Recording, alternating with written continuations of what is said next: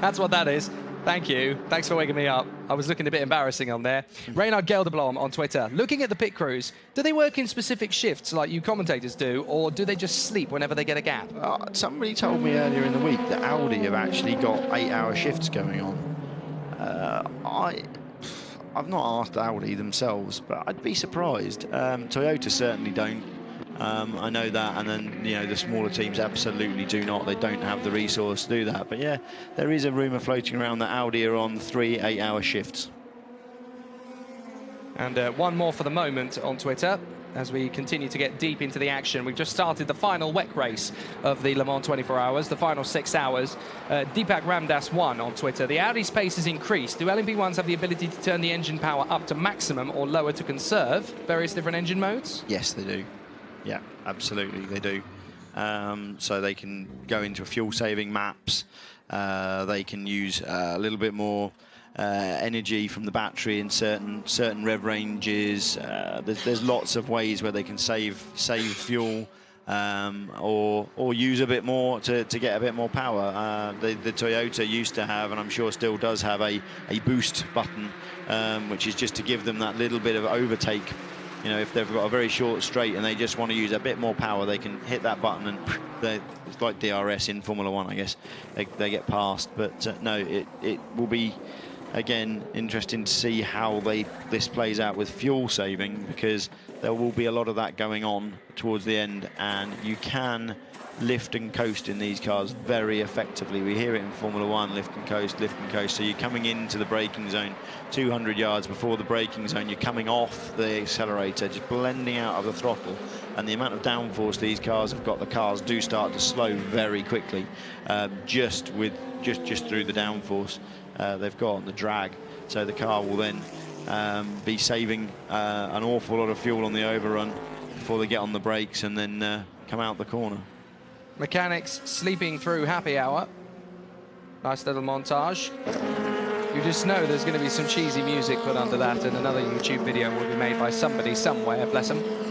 5 hours, 57 minutes to go. So we've got one WEC race left. And Toyota leads by 31.4 seconds to Toyota. It's a 1-2. But we've been here before. Toyota have led the Le Mans 24 hours with a comfortable margin. 30 seconds, that's pretty good. Yeah, Buemi continues to stretch the lead, though, up to 32 seconds now. We're on lap 84, so we're still a little way away from a stop from either of those Toyotas. 6 hours to go. Toyota, Porsche, and the 2 Audis. One is only a lap down. It's still a 3-horse race for the moment, we think. The Alpine Nissan leading, the Oreca in second, the BR Engineering in third. 3 different LMP2 manufacturers in the top 3. I'm surprised pleasantly by that fact. It's very good to see. The GTE Pro category race still led by Ferrari, but Ford are not done yet. They're punching very high in second and third position. Aston Martin slowly starting to come back into it, splitting the third Ford in 4th and 6th position, while the leader in GTM is still the Scuderia Corsa Ferrari, with Swedler at the lead of the car at the moment. Kubaisi in the Abu Dhabi Porsche is there in second, and Perodo has brought the 83 Ferrari back from the brink in the AF Corsa Ferrari. Let's look through the field to the retirements. We still have 50 cars of the 60 starters running the race at least. That's pretty impressive, but then we look to the retirements and there are some big names. The Bicolis car, one of the Chevys, the 2 Works Porsches in the GTE class, the 2 Works Ferraris in the GTE class category for AF Corsa. Some big names have fallen. Absolutely, no, and to see those 2 AF cars out is a big shock for me, and that's a real big hit on the WEC campaigns. So Ferrari with the new 488 will be on the back foot now as they move through the rest of the season. We've got our 2 GTE Pro leaders just gone into the pits. Malacelli in the 488 in the Risi competition car has actually left the pit lane now. That was just a straight service, no tyres, and Dirk Müller has managed to same within a second on the pit stop time, and actually slightly quicker on his in-lap. So Müller 34 seconds behind as it stands. Westbrook will be owing us a stop. Yeah, Westbrook will be owing us a stop very shortly. We talk about the last time Ford won the Le Mans 24 Hours overall, being 1969. It's quite startling when you actually sit back and remember that the last time a Ferrari won the Le Mans 24 Hours overall was 51 years ago, 1965. Wow. You automatically assume it's Ferrari. They must have dominated at some point during the 70s or the 80s, but once we got into the 70s and the 917s were starting to make their way through, then Matra were a strong force. Then we had the Renault come through in 1978, and then we got to the 80s, and anybody who was not in a Porsche 956 was going to have a very sorry time indeed. So Ferrari haven't won the Le Mans 24 Hours overall. They've won classes so many times, but they've not won the overall Le Mans 24 Hours for 51 years. That is astonishing. Any guesses on the drivers? Maston Gregory and the late great Jochen Rindt. The thing that's going to be very sweet for Toyota as things stand is, if they do this, they've beaten Porsche. Porsche are the most successful manufacturer here at Le Mans. Well, not only have they beaten Porsche, they've beaten Audi, the two biggest names in Le Mans sports car racing. They've come so close so many times, Toyota. They've had so many factory efforts. We look back to the late 80s and 90s in the Group C1 days, with the Toms manufacturer, the Toms team running their operation.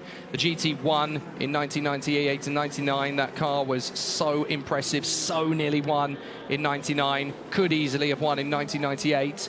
They've been doing an absolutely cracking job since they re-entered the FIA World Endurance Championship in 2013. Someone's going to correct me, I'm sure.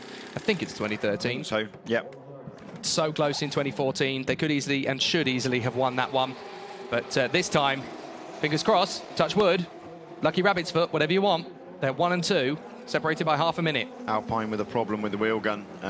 So that's our leading LMP2 car.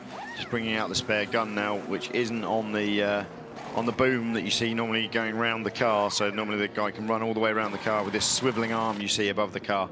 So you can do a full lap, and now they're struggling to get to the front wheel to make the change. Not a massive panic. They've got a good gap.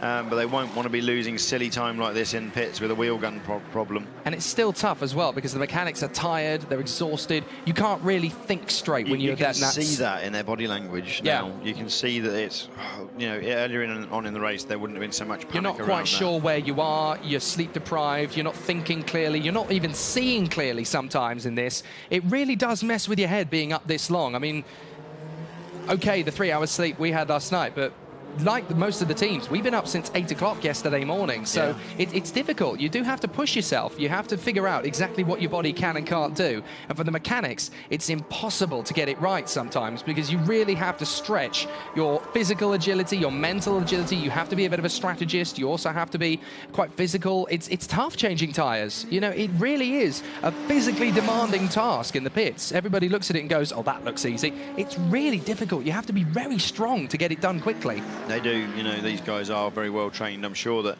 the teams are rotating people through wheelman and wheel feeder, but you know, they've got to, just to try and keep people fresh, keep people awake, keep people alert. But yeah, normally you would see a lot of calm going on around an incident like that. There was a bit of panic there in the Alpine garage as they were running back to get the gun. The guy was trying to get it off the lance.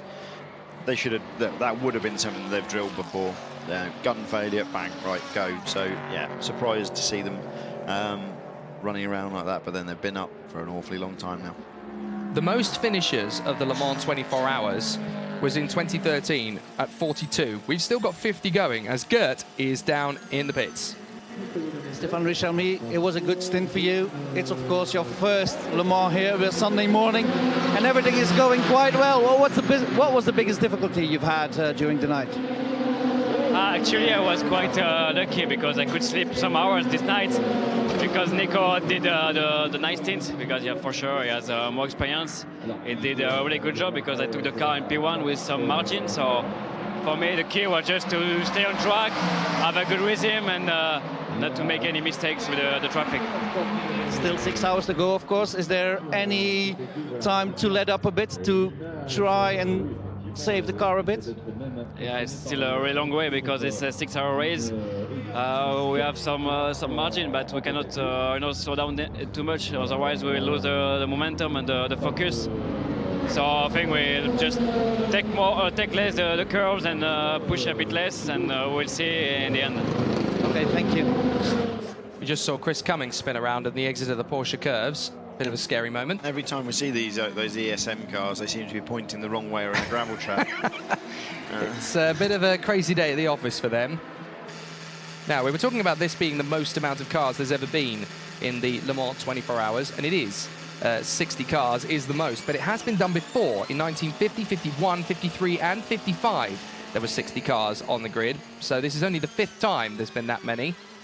And this could break the record for the amount of finishers we've had, because 42 cars crossed the line in 2013, 3 years ago. Yeah, it's not really fair, though. There was only 56 starters, so... yes and no. You still had 14 cars retire. We've only had 10 cars retire so far. Let's see. It's possible. It's possible. Lowest amount of finishers? Do you want to have a guess? It's going to be something like 10. 6, would you believe? Wow. 6, back in 1931. Yeah, only 6 cars came home in the Le Mans 24 hours. How many cars started? I would say about 2 dozen. I'd say about 2 dozen, 24. The lowest amount of starters was in 1930, the year before, and that was only 17. Only 17 cars started, so it's amazing how this race has evolved over the years. The most safety cars in a single race, that was 3 years ago. 12 appearances. Yeah, that was a bit of a crazy race. We actually spent 5.5 hours nearly behind the safety car. That was a very sad day, though, and there was a lot of safety concerns around what had gone on, and we lost a great driver that day, so yeah, understandable. The highest attendance list in history, that classic 1969 race. 400,000 people were here. Looking at the way this battle is shaping up between Toyota, Porsche and Audi this year, what's the betting next year? We could be going for that sort of figure again. There is a bit of a culture shift at the moment between Formula One and the sports car scene. A lot more Formula One fans are deciding, do you know what? It's not good enough anymore. Sports cars, that's where it's at again. And after this race, it's going to be hard to find an argument to prove them wrong. Yeah, Bernie isn't going to be very pleased. Schedule Baku against this back-to-back. It's the worst possible. Which is the best race. Which is the best race so far. I suspect that we're not going to see. We'll see a closer finish here than you're going to see after an hour and a half of racing in Baku. I think we'll have a closer finish here. That's a good shout, actually. So just looking at the leaderboard again, and Seb Boemi now really stretching his legs and opening that gap, just waiting for the car to come through. Conway 31 seconds, so the gap has stopped opening to Conway. Lieb is coming through the final sector now. Just trying to see where Lieb is. Pegasus car getting awfully in the way of the GTE Pro lead car there. Sorry, the second place car, the Dirk Müller on board. As they come through in front of us, just waiting for the gap. So Lieb comes through, further 15 seconds behind Conway. Matt Shorter asks, how many female drivers are participating this year? That's an easy one, just 2. Ines Tattinger and Christina Nielsen. And they become, well, they could still become the 58th and 59th women to finish the race. Yeah. They're doing an absolutely cracking job, both of them. The cars are running okay. The number 60 Ferrari is 9th in the GTE AM category, and Ines Tattinger in the Pegasus. They're outside the top 25, but they're still going. Yeah. Still going. I mean, Ford GT, going back to one of the comments you were making last night, there was an all-girl crew in the Ford GT. Cindy Alleman, there was. Natasha Gashnang, and... Go on, you're doing so well. I do know who it is, and she still races. She's still on an Audi contract, and she's very quick. Who have you said so far? Cindy Alleman, Natasha Gashnang, and... Come on, you can get there. DTM recently. Yeah, she's a very quick young Audi protege. No, brain's gone. Been up for too long. Rahal Frey. Yeah, so they didn't finish, though, I don't think, those guys. No, they didn't. In fact, an all-female crew hasn't finished the Le Mans 24 Hours since 1977, and that was Christine Beckers and the late, great Lella Lombardi. Yeah, okay. In the Inalterra, the LM77. The most starts by a woman, and Charlotte Vernet. She started 10 times. The most successful in terms of finishing well Marie-Claude Beaumont in the early 70s. She won her class twice in 6 starts. So can women handle them on? Yes, they can. Yeah, absolutely. I don't think there's anything there to stop a woman coming here and doing very well. I don't think there's anything to stop a woman coming here and driving a P1 car every bit as quickly. It's just about the number of women coming into the sport. We need more women coming into the sport at the age of 8 who then get the numbers up, and you'll start to see far more people out there, far more women out there at the top level. So, you know, there's many people that want to prove that, and there is some good young female talent coming through now, and Christina Nielsen really the first one here showing what they can really do. And you know, she's champion last year, she's leading GTD over in the IMSA series this year, and she's done a fantastic job so far. This is her second year here at Le Mans. She did do the Aston Martin Challenge race here last year to get her foot in the toe in the water, but let's see where she is at the end. There are 2 or 3 women in both the Ferrari Challenge race and the Road to Le Mans Cup earlier before this race started as well. So it's still a very strong presence. It's getting more equal is the right answer. It's not equal, but it's getting more equal. And what's the betting? Catherine Legge could become the 60th woman to compete at the Le Mans 24 Hours next year. Could happen. I hope so. It would be nice to see her in a factory seat, and I think she's starting to prove that she's more than capable of that. She had a factory Audi drive for quite a long time alongside Susie Stoddart, now Susie Wolff, Catherine at Audi and Susie at Mercedes, but you know, Catherine, without any shadow of a doubt, has got the talent. And yeah, anybody who watched that first couple of hours at Daytona this year, well, she answered the critics. Jake Robson, which race so far this year has been better? The Nürburgring 24, the Daytona 24, or the Le Mans 24? It's a tough one, but I am going to go with the Le Mans 24. Well, let's see. Let's wait for the end. At the moment it's the Le Mans 24, but Daytona was a pretty good race. It was darn good, to be fair. Yeah. And that was, again, a race where there was about half a dozen cars on the grid that could have won it, and it ended up coming down pretty much to the last 3-4 hours. Yeah, absolutely. And we lost some of the lead runners early on. Again, talking about Catherine Legge there. Number 7 Audi in the pits, having already seen the number 8 Going Audi back into the box. Oh, so not again. Are they going to try something? Is this another, right, let's make a change and see what it does. See if it brings the 8 back on the lead lap. Yeah. You know, so don't think that that's necessarily a bad thing. Remember, they've been playing under the nose with brake ducts quite a lot now. This will be the third time we'll have seen them go under the nose. Just trying to see. They are taking the rear deck off, but that's the front off. I'd like to stay with that shot. Well, we'll come back to that and we'll see where they are and see if they're doing, as I suspect, more brake duct tweaking. I think we're in for a warm day today here. So if they have been running with those ducts semi-blanked or completely blanked, there may be the need to now remove that tape and race the thing with maximum brake cooling. Who's the fastest car on track right now? Marc Lieb in the Porsche, 324.0 the last time round. The Toyotas are on the 326 and 325 mark. So the Porsche team are trying to come back in it. They're not done yet, nor is the Audi. And that car is actually going faster than both the Toyotas as well. Toyota are in conservation mode, it seems, at the moment. 326.6 for Buemi, 325.9 for Conway, 324.0 for Lieb, and a 324.7 for Duval. They are doing everything they can. The German might is not done. Closest battle on track right now, though, is Johnny Kane, just about to take 3rd place in the LMP2 class away from Victor Scheitar. He's now down to 1.6 seconds behind, having just set a green sector time. So Straka Gibson about to overtake SMP BR01, it would seem. Johnny now 1.5 seconds through the 2nd sector. So no, Johnny's really pushing on.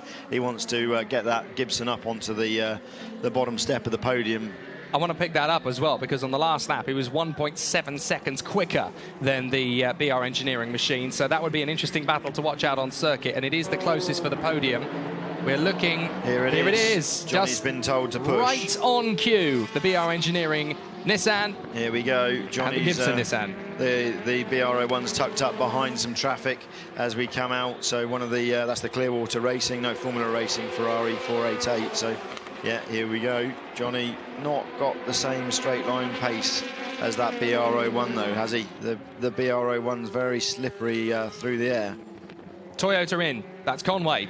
Conway pits in the number 6. Now, is that on schedule? Is that to plan? And if the guys down in the pit lane can get to the number 7. I'm keen to understand what's going on with the number 7. I know it's not in the race for the win, but we need to understand whether that's a reliability woe or if that's them playing with the settings on that car to further develop the pace of the number 8. So if either of our guys down there can go and find out, please, please, please do. So Conway leading the top 4 into the pits window. Here comes Johnny Kane. He's gonna get Scheitar in the slipstream, but the straight line speed advantage of the BR Engineering could tell here. Johnny Kane is not going to matter about it. He's going for it up the inside of the chicane. Yeah, he had to wait for the braking zone there, though. Oh, so close, but he gets it done. BR has to take avoiding action, which was silly of it on his part. He didn't need to do that, but yeah, there's 5 hours and 40 minutes left. Why don't you just let him go? What was pretty interesting there, though, was the fact that Johnny couldn't pull out until he was in the braking zone. So, you know, the BR Engineering car much quicker in a straight line, and I suspect we'll see Scheitar trying to have a go back at him. Scary moment as Conway rejoins the circuit in the Toyota and almost gets sideswiped by the Ferrari AF Corsa machine. That is the 63, I think. No, so it's the 83, sorry. That was a scary moment on the radio.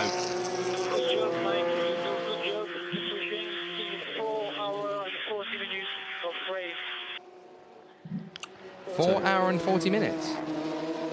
Till rain, did he say? I think he did say rain. Oh, sorry.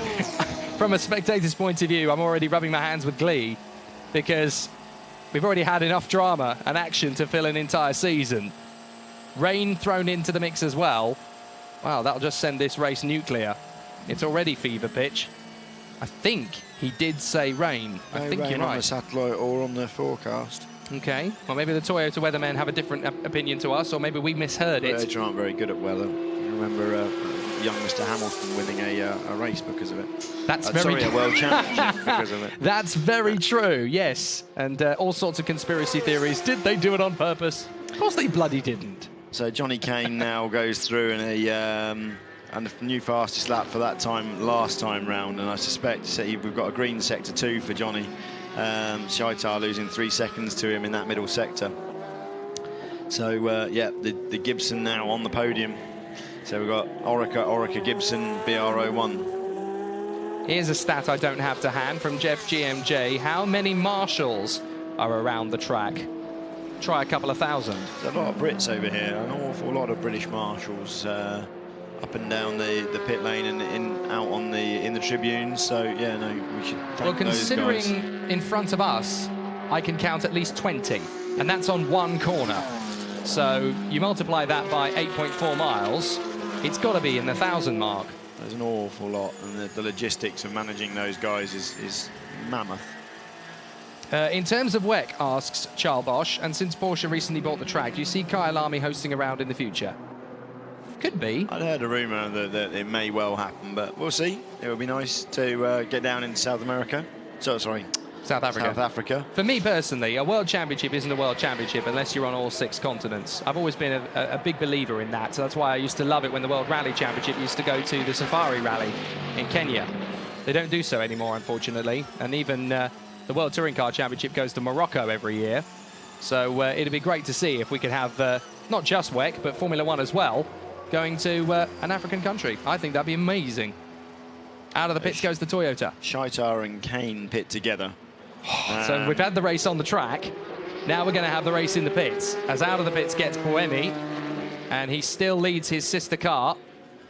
They pretty much, to the second, had exactly the same length of pit stop there. Rast pits as well, so that's second, third and fourth, all getting in the P2 class, all pitting on the same lap. So nearly a full lap René Rast has got on those guys, so that's really getting quite close. Menezes in the Alpine number 36 car is 1 minute 23 up the road on René Rast, and that's only going to grow while Rast is in the pits, so it's going to be more like a 2.5 minute gap Menezes is going to have over the rest. Well, Kuiper Hoffmann has been looking at the AccuWeather satellite, and apparently there is a nasty blob of rain currently crossing Ireland and marching pretty sharpish east. So whether that's just stirring the pot a little bit or whether that is genuinely a concern. The teams don't think so far, and they'll have the top of the range weather meters. They'll know exactly where the rain is, where it's coming from, how fast it's approaching. And so far, none of the teams here seem to be concerned. I think we're going to get away with this one without any more rain. But now we've got an interesting dynamic. The 6 Toyota, Mike Conway, has got the number 1 Porsche right on its tail. The number 1 Porsche having pitted a little bit earlier on, of course. The Beechstein Aston has just gone into the box. There's the leader, inverted commas, of the race, Sebastian Buemi. Here's the radio. Tires are coming off. It's going to be not easy to start it. It's going to not be easy to what? I didn't quite get that. No, I didn't hear it. That could be the most critical thing in the race, and we couldn't really hear it. So Buemi, something at Toyota is not going to be easy. The whole race, I can believe that. Yeah, I mean, it's going to be a tough fight from here. 5 hours, 34 minutes to go. Buemi's pushing like crazy. I wonder whether he's actually complaining whether the next stint's going to be hard, because he does. I think Buemi will be staying in for at least one more. So he's done 3 already, hasn't he? He'll be staying in for another. They were quadding through the night. I'd be surprised to see him come out. There's no reason to think that they're not going to quad stint now to the end. And do we think this stint, the last one before he changes driver, do you think this is going to be a 13 lap or a 14 lap? I think they're just consistently banging in the 14s now. I think the only reason they did what they did was to just get them split, so that it didn't matter which order they came into the box in. So they didn't want to lose time. We saw them do that early in the race too. The Porsche number 2 is in. Marc Lieb gives us his first stop of his stint. Yeah, I think that was just to give us the split between the cars and make sure that they had the opportunity, the best opportunity, to get out cleanly from the pit box. Punishlessness has obviously got a clearer radio transmission than we have on Twitter. He says the tyres are coming off. That's what Buemi says. Now, what he's saying in that is not literally, not physically, in the wear is going. So they Which may isn't need... a surprise considering how quickly Buemi's gone across this stint. You know, he has pushed very, very hard. Conway now 34 seconds back from him. Wait for Conway to come through so that we get an update on that gap. But yeah, I mean, to have gone 34 seconds across a stint quicker than Conway, you'd expect him to have taken quite some life out of the tyres. So the number 6 car now comes across the line. That's Conway going through to break the beam. Is he going to get out ahead of... Yeah, he'll do that. He'll do that. The Porsche is still going to be going down the pit lane. 33. Yellow flag. Lieb does make it out the pit lane. Double yellow flag. Lieb.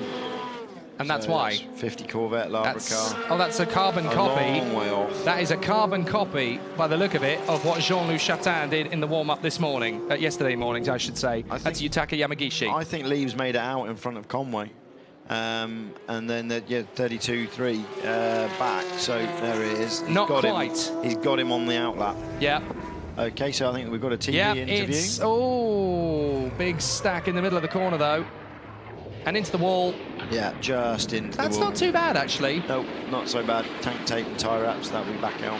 Well, let's go down to Gert in the pits. Of the car, and which is mounted with 2 strings. One of the strings was broken and we had to replace it. There are theories that you're using this 7 car now as a test lab for the 8 car. Is that correct? Yeah, what we can usefully try, we do. Okay, thank you. Well, unfortunately, a very brief word there from Dr. Ulrich himself. So not giving away anything either, which is good. Well, reinforcing what we've been saying, that, you know, they are using the number 7 to prove out theories for the 8, and it's the only sensible thing for those guys to do now. But 8's far from out of this race. Just looking now at the gaps where we are. So 8 has lost a little bit of time on his in-lap last time round. He's now in the pits, Loïc Duval. So he is getting just fuel. LMP1 leader still Toyota, first and second. 34.3 seconds is the gap. Lieb is only 0.9 of a second away from Conway now, though. Like So the to see battle. how Conway got past Lieb, because I suspect that was down onto the Mulsanne, and it would have been a very tight run. It might even have been at turn 1, you know. They might have just got it by Jinked a out. metre or so. Yeah. It's a shame we didn't really get to see Marc Lieb leaving the pits, because I don't think there was much in that at all coming out of the pits. There wasn't. That was good work by the Porsche guys, though, because it was 1:06 stop for them, so it was a quick stop to do that. I think the Porsche guys really on it now, making sure that they're getting as much advantage in the pits as they can. They're determined, aren't they? They won last year. They know it can be done. They've got the equipment.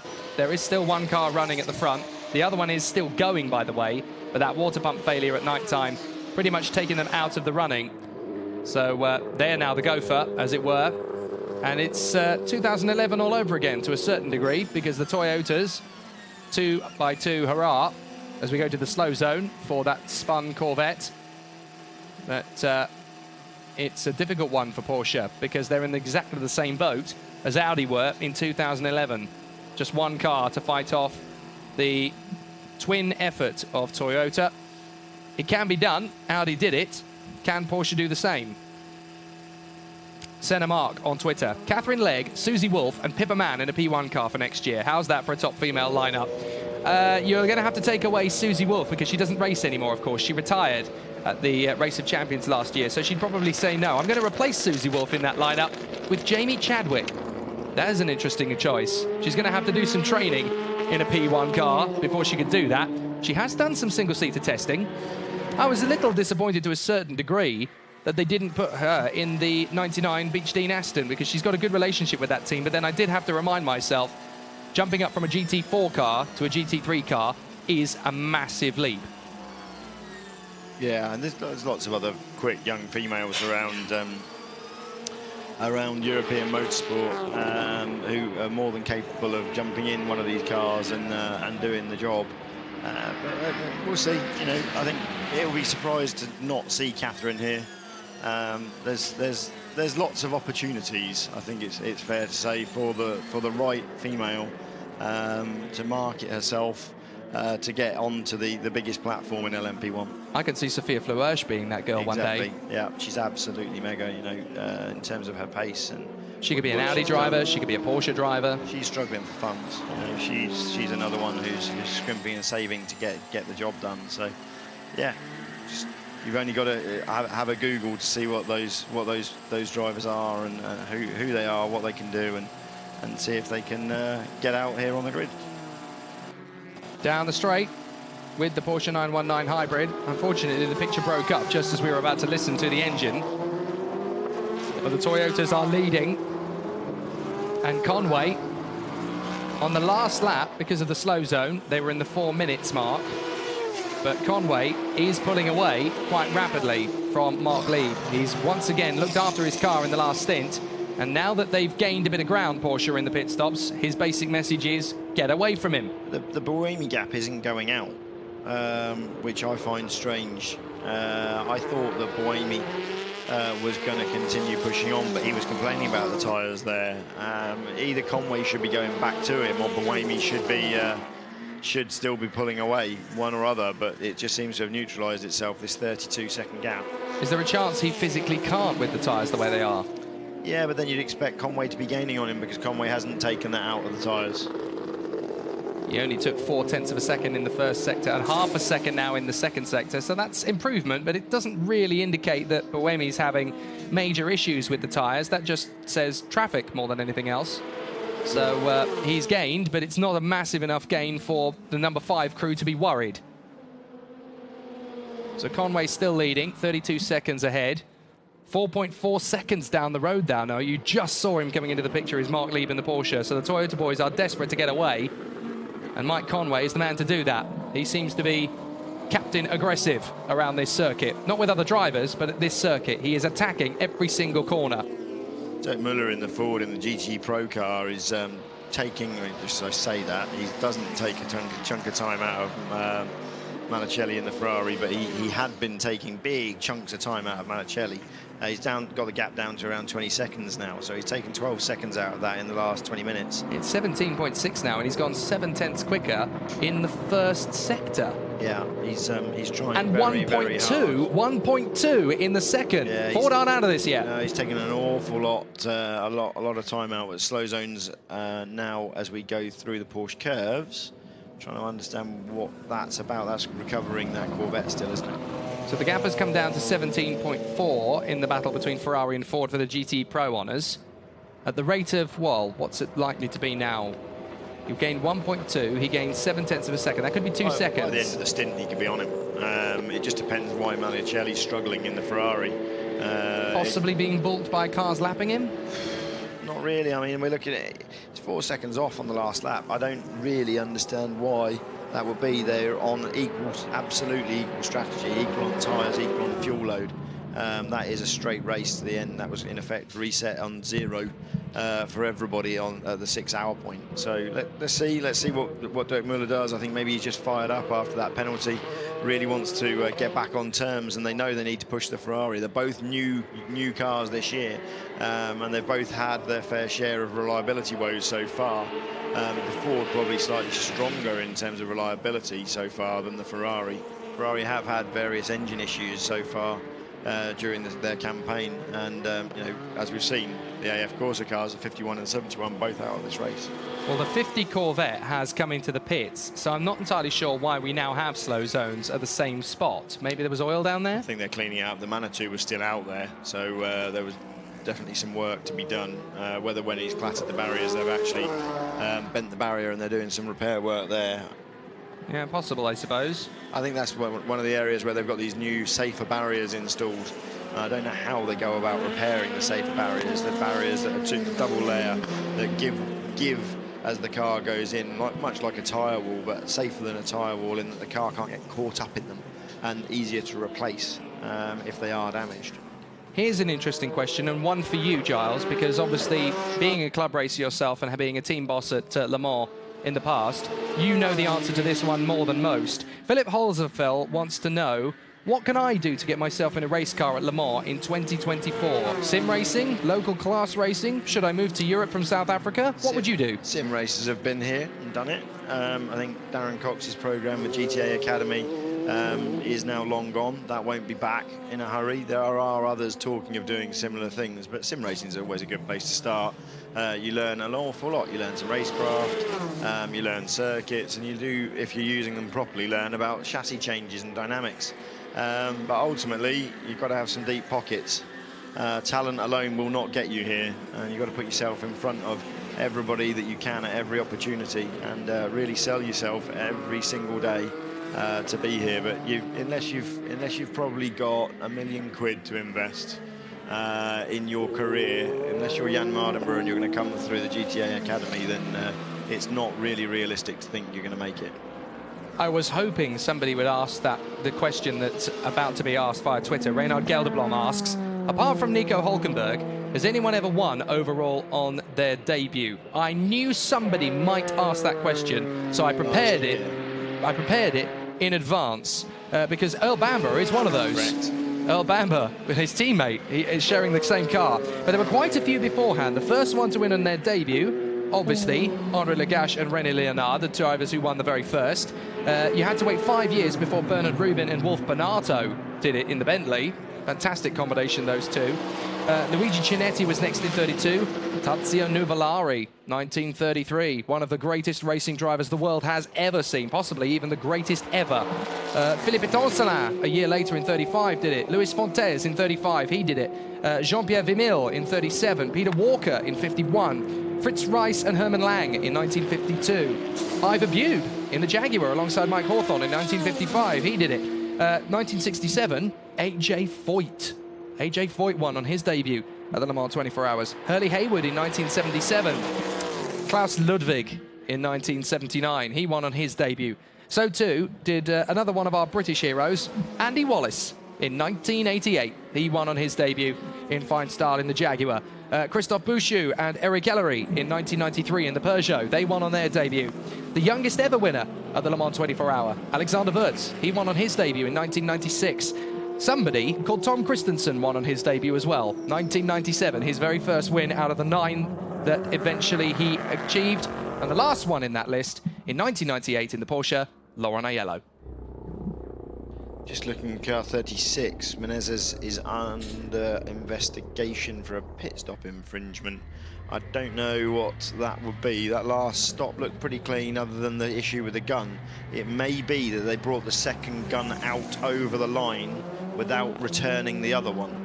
I do think the rules clearly state you're only allowed 1 gun over the line, so I suspect we're going to see a penalty for 36, which is what we were talking about after the stop. It just looked clunky, it didn't look drilled.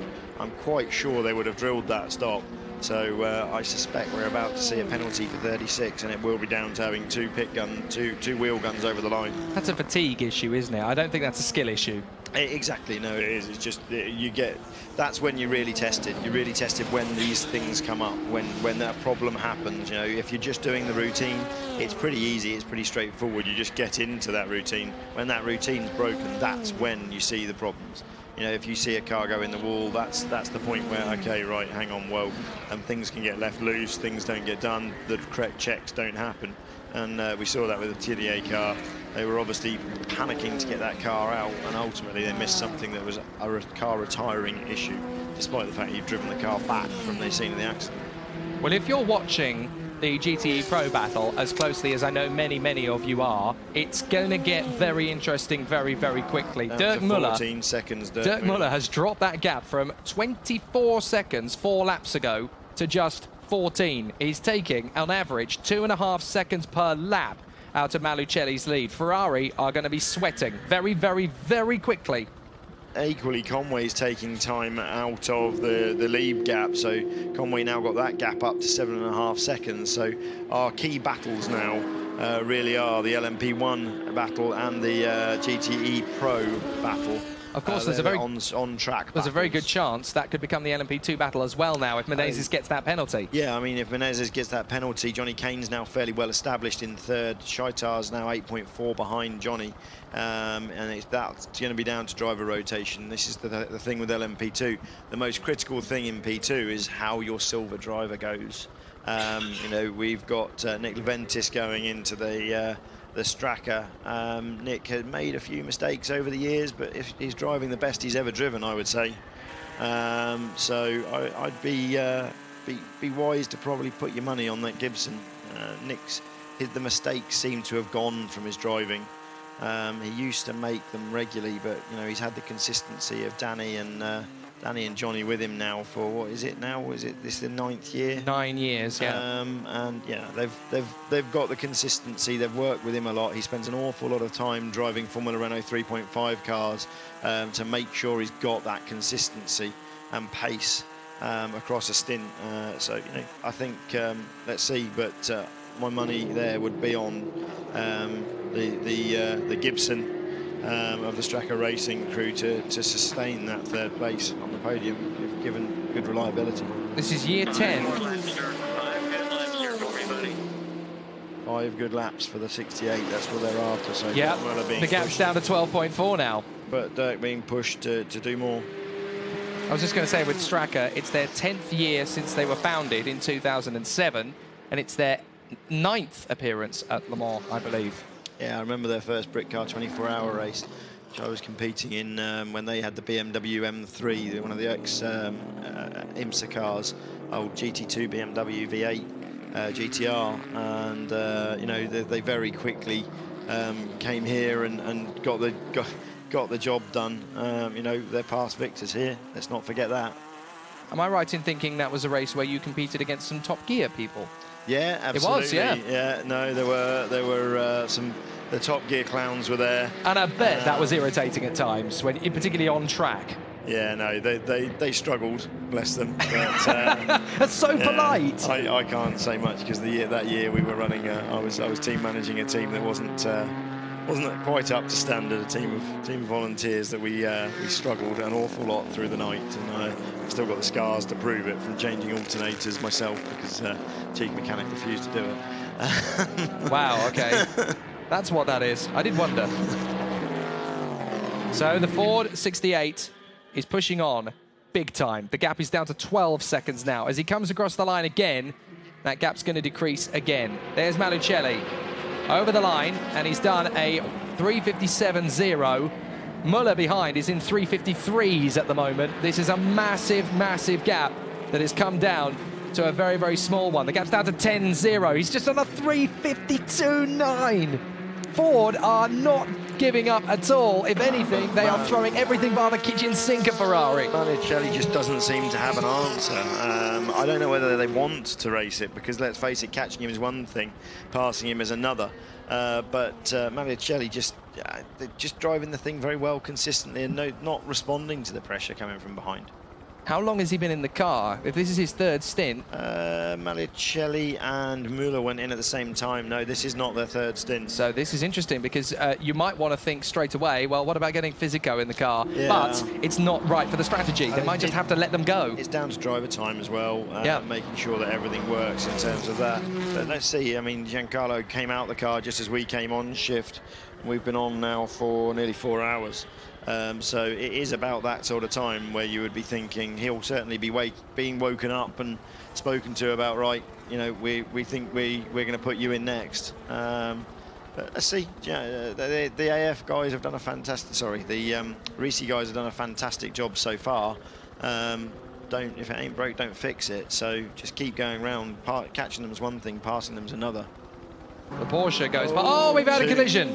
That's the two American cars, the Krone Racing and the Michael Shank Racing. Car. What happened there? I want to see how that happened again, because it looks as if they're just battling for position. Oh, no. For a change. Three American cars all together, and for once, the ESM doesn't get involved in it. Yeah, and poor old Tracy Krone, a victim, because Tracy's, he's had a few issues so far, but no, that car being assaulted, no shadow of a doubt about that. That was under braking. John Pugh just losing the back end of the car and it veering off to the left. And, well, poor Tracy Krone, completely blameless in that one. Down to the Mulsanne. We ride on board with the Ford. I hope we stay with this one, actually. We're going to get radio from Murphy, though. No, we're not. I was disappointed. I was hoping we could stay on board all the way down the run to the Indianapolis. 10 seconds, sir. Good job, buddy. 10 seconds. 4 more laps. Come on, buddy. Come on, come on. He's being pushed to do it, isn't he? He can do it. He will do it. So the investigation on car 40 and 49 underway. I'm just still waiting for news on Menezes, car 36, our P2 leaders. Pit stop, potential penalty.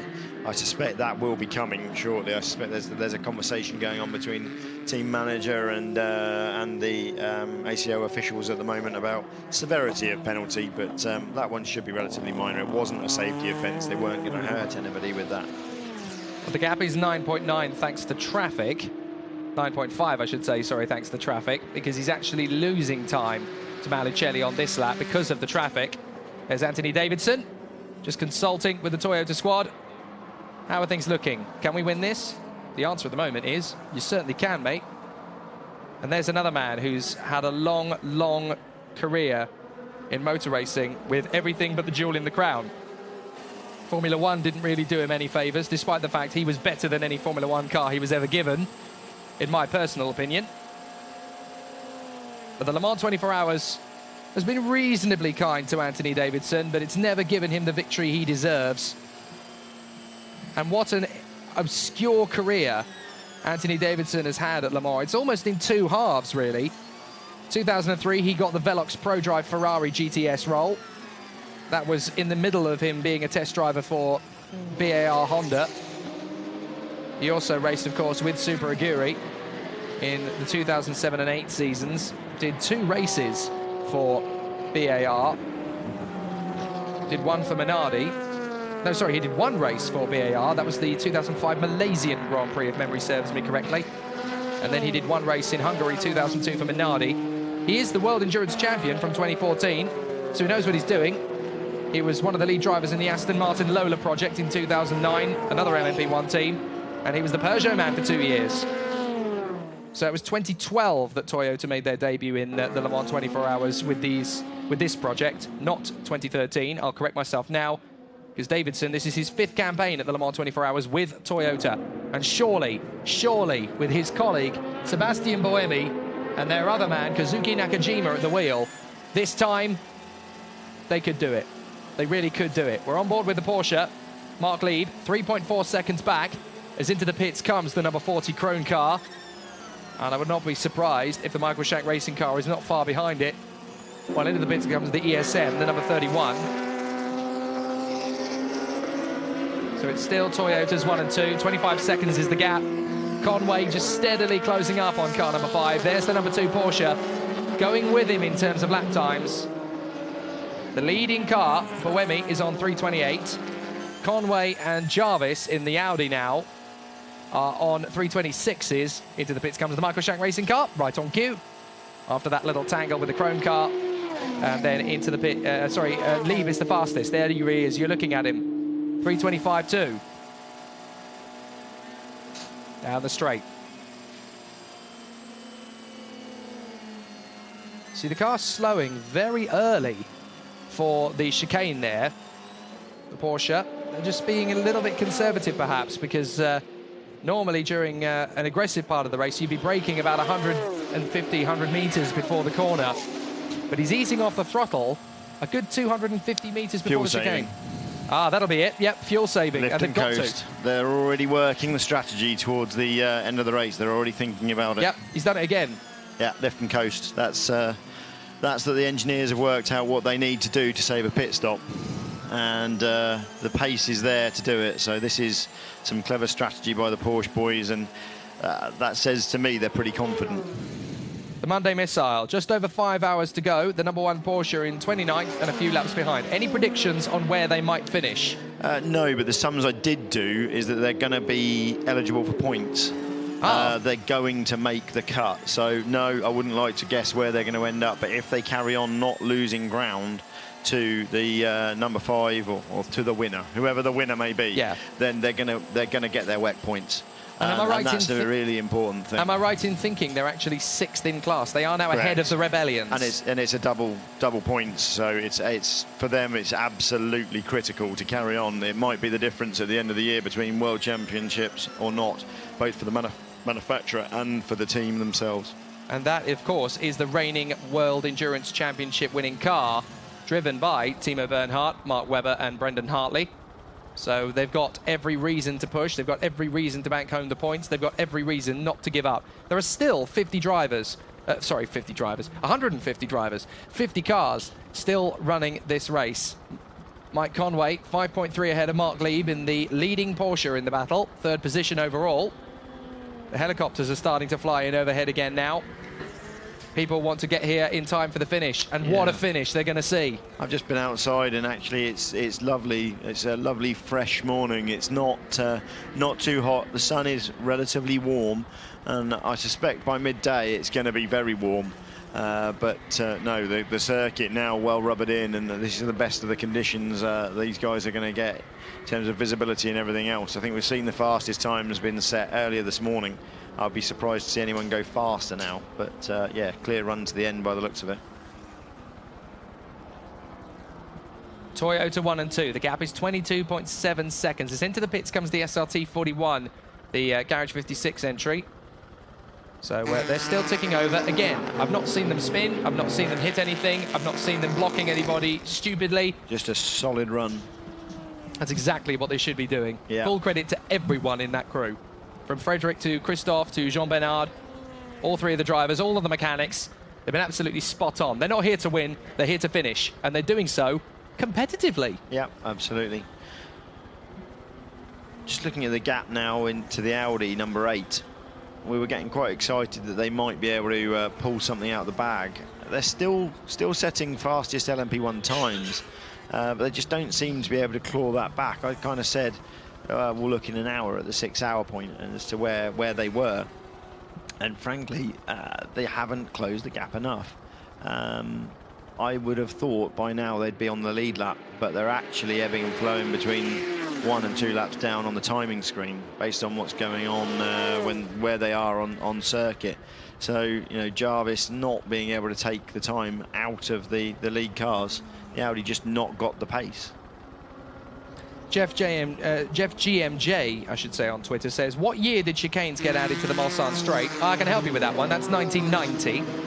And what speed was possible before they were added? Now, that is very much under debate, because there are some people who can claim they were pushing cars at 235, some that say you could even stretch it to 240, which is mind-blowing. That is just absolutely insanity, if you ask me. But as pure as it is to go from Tertre Rouge all the way to Mulsanne without chicanes, we've seen far too many incidents in the past, far too many problems, and far too many people who are sadly no longer with us to attest to the fact we needed to put those chicanes in. Yeah, absolutely. Just looking at the graphic on the screen now, so we've got the Toyota versus the Porsche, the gap down to 3 seconds between Lieb and Conway. And just interesting to see the way those guys are again delivering the power and how that gap changes depending where they are on the straight. The Audi quicker onto the straight with its Quattro system, deploying its energy through the front wheels, while the Porsche is deploying its energy through the back, and yeah, really romping away at the end of the straight. Here we go, on board with the number 2. 3 seconds now the gap, so Conway's got away a bit. That'll be a bit of traffic somewhere along the line. There is Conway coming up onto the back of one of the Fords through the Porsche curves. He can get away with ducking through there, but what that's going to mean with that 3 second gap is that we're going to see Lieb get stuck behind him through the bit where you can't really overtake. This section here, we see, yeah, prototype going around the outside. I think that I'm not used to the fact there's so much more runoff there than there used to be, and they couldn't do it. He didn't get held up. He managed to wait. He did manage to just wait through. I don't know whether he bided his time there. I think at the split we're going to see that he did lose a bit of time compared to 1.8. Oh, I think he's took time out of him. Yeah, he's right on him. Took time out of him. 1.8. So that was smart thinking there. And he's going to get past the Greaves Ligier, no problem. The gap is down to a second, by a second. It's down to 1.8 now. Yeah. And meanwhile, the gap between Buemi and Conway, the two Toyotas, is down to well, it was down to 20. Seconds. It was down to 22, but you've got to take into account that Buemi has just been given the hurry up, and Conway's just lost about 2-3 seconds in the traffic. So at the rate of knots he was going, though, Conway was taking about 2.5 seconds per lap out of Buemi in the lead. So maybe Buemi saying those tyres are falling off. Again, he's starting to struggle a little bit, but the thing is, if your tyres are falling off, you can't just dive for the pits and get a new set. You've got to work to the programme, so you've just got to make the tyres last as long as you physically can. As we've seen with the lift and coast that's going on at the moment, it is as much about fuel numbers as anything else. They need to make sure that they're on the money in terms of fuel numbers and bringing the car home on the minimum number of stops. So you might sacrifice a little on ultimate performance, but bear in mind you're losing 1 minute and 10 seconds every time you bring that car through the pit lane, as a minimum, without taking tyres. We're on lap 300 of the Le Mans 24 hours. There are 5 hours to go, and the gap from first to third, I can't believe I'm about to say this. The gap between first and third is 27 seconds. Now, in the past, that would be 27 laps. It's 27 seconds from first to third. I love the Le Mans 24 hours nowadays. Yeah, it's very tight. It's so close. It's just whether Marc Lieb can get round. Here we go. One going either side of the traffic there on the way out of the second chicane. And then top speed, the Toyota's probably just going to inch it. They go braking down into the into Mulsanne. This is an absolutely fantastic battle. The pendulum keeps swinging to and fro between these two cars. One gets an advantage, the other one gets a deficit, and then they swap over on the next lap. It's a brilliant little jostle for gap position. Let's listen. The Porsche up in 7th gear, the Toyota with just the 6 speeds. Here we go. Easing off early. Yeah, Coast lift and coast through Indy. That's one of the places where you can save a big chunk because it's a very quick corner anyway that isn't flat, no matter what. So you can save a big chunk of fuel there. And yet, even with lift and coast, the gap is down to a second.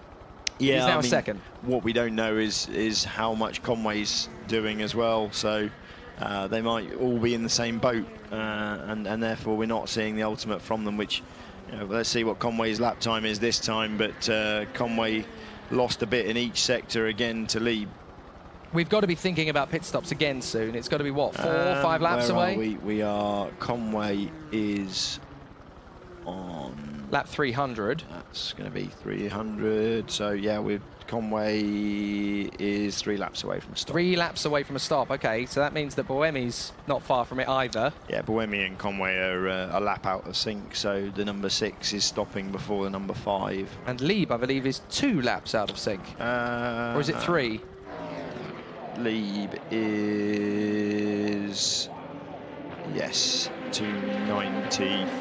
3 laps out of sync. 3 laps out of sync, okay. It should be 1-1-1, basically, I think, the way it's going to pan out. Marco Cortese asks us on Twitter, is the 70% of the LMP1L class calculated on the overall winner or on the best LMP1L? That would make a big difference. It does make a difference because you've got to cross the line. Okay. So for LMP1L, there is only 1 car running. It will be 70% of the race winner, unfortunately, which, again, I think actually they will just make the cut. Depends how much time they lose now. As things stand, they're right on the cusp as things stand. Interestingly, the 13 Rebellion is in the pits, has been for a while, but they're not retired yet. They're not officially in retirement. No, I think the door is down, though. I think we saw the door come down. I think that's just somebody hasn't gone up to the timekeepers and said, we're out. We're out. Avery Hage on Twitter says, the fastest ever Mulsanne speed was in a WM Peugeot P88 in 1988 by the fantastic French talent Roger Dorsey. He did 200, get this, 252 miles an hour. That is Veyron territory. That's astonishing. Absolutely astonishing. So on the track, we've now got the Ferrari and the Ford in the pits. The gap down to 3 seconds as Dirk Müller brought the car in. So Malicelli has lost an awful lot of time there. Those guys are pitting same lap, strategy exactly the same, and they're on the same point in the driver rotation. It's whether these guys are going to double stint the drivers to the end in the GTE class. Typically here you would. In a WEC race, we have seen them going between stops, but it is different here. The tyre wear is different, and the way they're using the fuel is very different. So Malicelli's out, while Müller, Joey hand in. So no, driver change for the Ford, while Malicelli stayed in. So exactly as we were saying, some different bits there. So a single stint now, likely, I would say, for Joey Hand. Maybe, just maybe, a fresh set of hands at the wheel could be the difference between them taking the lead off the Ferrari. What's strange, though, is Malicelli didn't change driver, and the Ford was only 5 seconds longer with a driver change in the pits. That's very true. Problems at Ferrari? Well, Malicelli took tyres, clearly, because of the 130 stop, but didn't change driver. So I don't understand why you wouldn't put a fresh driver in at that point. You know, Dirk Müller had done a fantastic job of closing that gap, but at the end of the day, if you're going to have to do tyres on every stop, which is what it seems that they're now doing, you would change the driver out because it doesn't cost you anything. So, and if I was Rinzi Competitione's boss, I'd have put Fisichella in the car at that point. Yeah, I think that would work from a driver rotation point of view. So the gap back up to 7.5 seconds because they did lose a small amount of time with the driver change and the tyres. But yeah, Malicelli 7 seconds up the road. Joey Hand with fresh tyres, Malicelli with fresh tyres, but Hand dialing himself into the car. Let's see where he goes. Slower first sector. 3 seconds slower than Malicelli, but that's the battle now. Really, that's where we are. The gap at the front seems pretty consistent at the front of the LMP1 category. We have just had a purple sector, fastest overall sector time from Marc Lieb in sector 3, 91.9 seconds through there versus 92.85. For Mike Conway, so they really are throwing it down the road. 3:22.9 for both of them on the last lap. Great job. Keep pushing. He certainly is. He is doing a cracking job here, Marc Lieb. But 3:22 last lap for both of those two, and then we'll wait for the sector times now from Malicelli and Hand in the other major battle on track. But 7.4 seconds now, the gap. So Hand not losing anything on this outlap, despite the fact that he's just jumped straight in that car fresh. He's not bedded in the way Malicelli is. Well, in the LMP2 battle, getting that penalty for the Signatech Alpine has now put it on the same lap as the team in second place, the G-Drive Areca. Now, that is significant because they are losing a second a lap at the moment to René Rast in the Areca. That's not going to be enough per lap to catch them up, but if anything more happens to that Signatech Alpine now, if they have a duff pit stop, if something goes wrong, and they're vulnerable. Interestingly, Kane and Scheitar gap. Kane's now stretched that gap out to 26.2 seconds, so he's going very well at pulling away.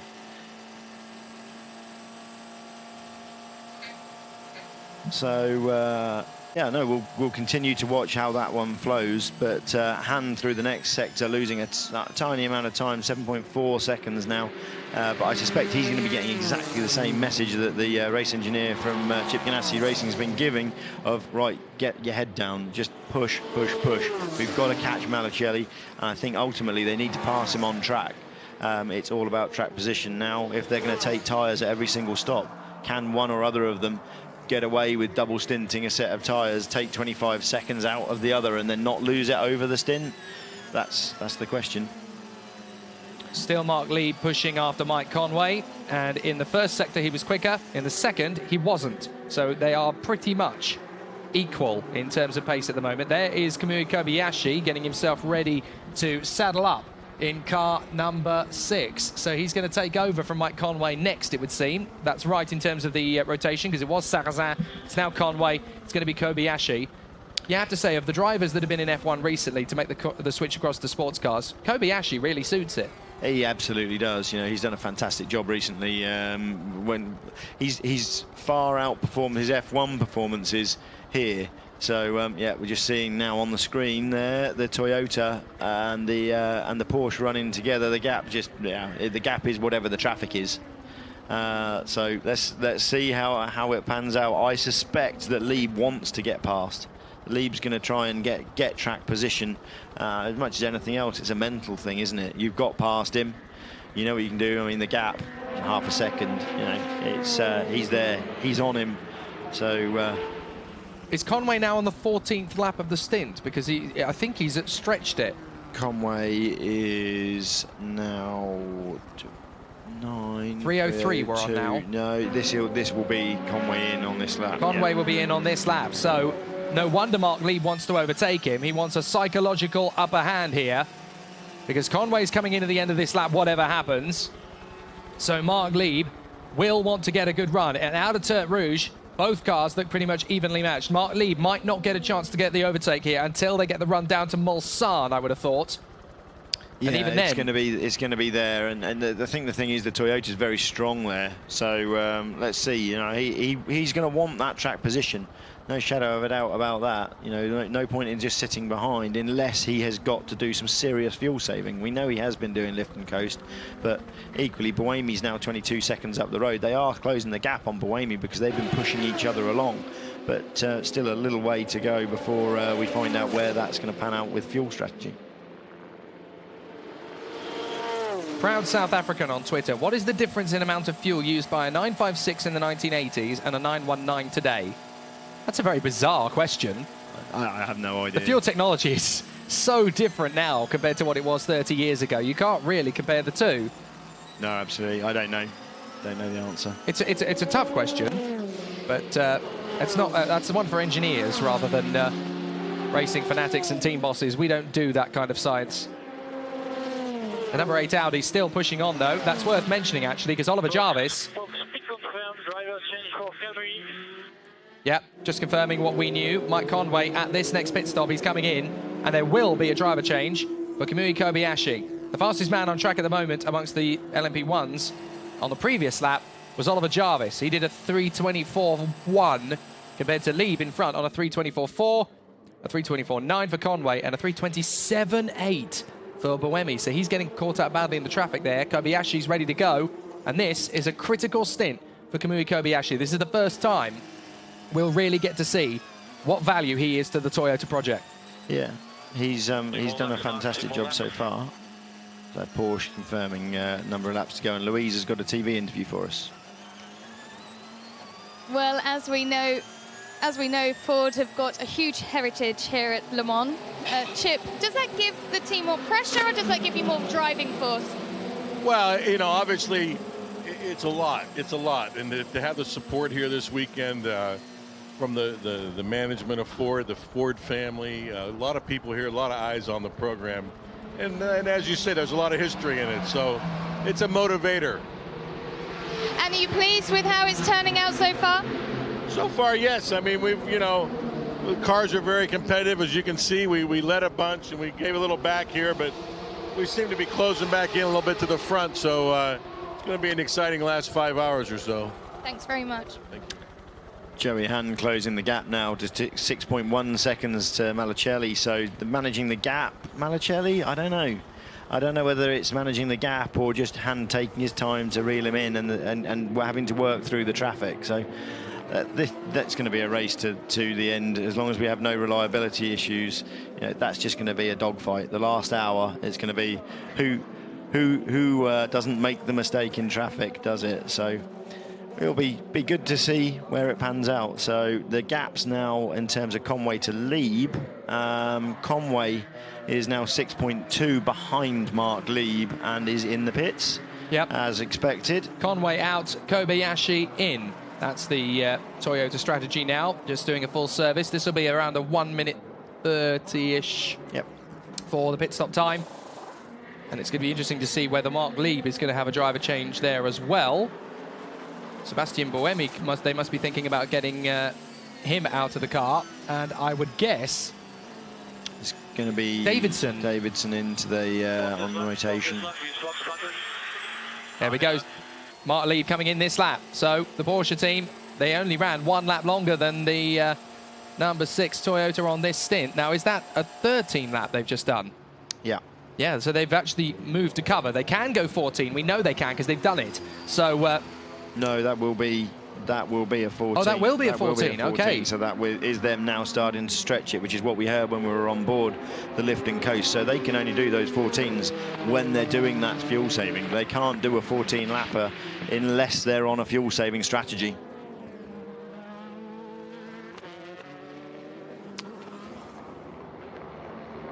Great battle this, and it's just getting better as the hours tick down. 4 hours and 48 to go. We're only in the box for another hour and 48 minutes before we hand over to Julian and Peter. Julian Porter and Peter Dunbreg. There's Anthony Davidson getting himself ready. Cometh the hour, Anthony. You've been here before. So we are only going to get, I think, 2 more driver changes, including this one. Anthony Davidson, and then he'll hand over to, I would have thought, Kazuki Nakajima. Anthony Davidson is motivated. He just looked at the camera. Punch of the fist. He feels good. Yeah, absolutely. Anthony Davidson's going to go out there and start chasing the lead. Well, he is in the lead, sorry. He's going to be driving away, hopefully, in the same way that Buemi did in the first stint of this driver rotation. He desperately tried to pull the gap, built up that 35-second gap, which is now back down to 17 to Lieb. But let's see, maybe Davidson will take a different approach to it and just try and eke it out more over the stint, keep the life in the tyres. There'll probably be a compound change going on now. They're not going to tell us, but the track temperature's coming up, and Buemi having reported the tyres going away fairly early on, really, in the second part of this run. I suspect it will be. And look, Davidson there rocking, ready to get in the car, completely fired up. That's a world champion in waiting. Again, 2016 could be his year again for the second time. The Toyota's still looking very good, but the one thing he hasn't got in his career, he's done Formula 1, he's done Formula 3000, he's done the World Endurance Championship and won it.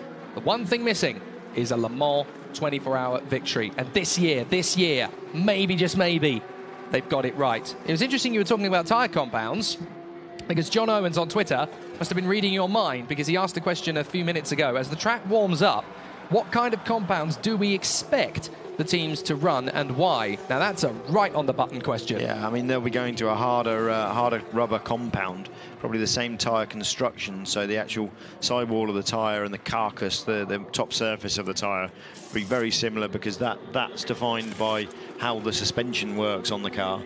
You don't want to be changing the construction because then you start changing the wheel rate. But the actual rubber that's on the surface of the tyre is a different hardness. So you go to a harder compound as the temperature comes up. And during the night, they will have gone to a very soft compound so that they'll have been able to run right through. And then different compounds on wets, intermediates and slicks. So an abundance of things they can do, along with air pressure changes. Is that the Porsche getting out in front of the Toyota? Yeah, I think it is. They've jumped the Toyotas. They have. We would have been expecting that with the way that gap's gone. So that's now 6.5. Yeah, true, to I Davidson. suppose. So that's Psychological game expected. plan, though. Psychological game plan for Porsche. They have managed to jump the Toyotas. So now it's up to Davidson and Kobayashi, 2 drivers who don't have a second speed other than flat out. Yeah, let's see where he is. Lieb on his out lap now, so that's down the Mulsanne. 3:04, and Davidson 6.5 seconds back, roughly. Yep, 6.6. So it's this is going to be a very interesting stint. I mean, Lieb has been in, done a short pit stop, 1 minute 6. The 2 Toyotas have done a full service stop, and so they're out in 6.6. I think that's the thing that you've got to see. That's a full service. So if they can go further, then let's see. You know, it's going to come down to, if the gaps stay as they are, who can double or triple stint tyres. Yeah. And where we are with fuel loads. If it stays as it is, it's going to be the pit wall that wins this race. If it stays as it is. Look at that. Yes, we know it really is. Absolutely. That tight. So Louis just mentioning that Ollie Jarvis is now into the pits. So he's still at that lap behind. Still not managed to break that gap. He was quickest.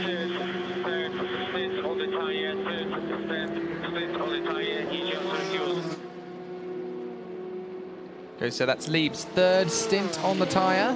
He just refueled. Which we know, yeah. So that's them telling Anthony Davidson that he should push because he's on fresher tyres, similar fuel load now, and he's got the opportunity to get back past on track. So they really are treating this as a true sprint race. They're not trying to say to him, look, don't worry, you know, we've got 4 hours and 43 minutes to go. No, we haven't. No, we haven't. They're saying just get on with it. Not as far as it's about track position. Yeah, not as far as they're concerned. That is, though, the last that we will see of Sebastian Buemi and your man in the number 6, Mike Conway. That's the last they've done, I think. I wouldn't bet on it. It just depends how this driver rotation works out. They may get in for the end, those guys. I wouldn't be surprised to see Conway put in for the end. Good point. It just depends how things pan out in terms of fuel and tyres. And again, they're going to be working this all the way through now, looking at where we are in terms of running order, if we have a safety car, whether they can make advantage of that to jump ahead or to even save a stop somewhere. So lift and coast is certainly what's going on at Porsche. We know that. We know that they need to do that to eke the fuel mileage. However, the Toyota seems to be able to run flat out for that longer 14-lap stint. Davidson getting on with it. The gap down to 5.3 seconds. Absolutely. He is large and in charge in that car. And Kobayashi matching him sector for sector. In fact, Kobayashi quicker. Yeah, he is quicker. Sector, which is going to be traffic. But until then, they've just been matching each other sector for sector for sector.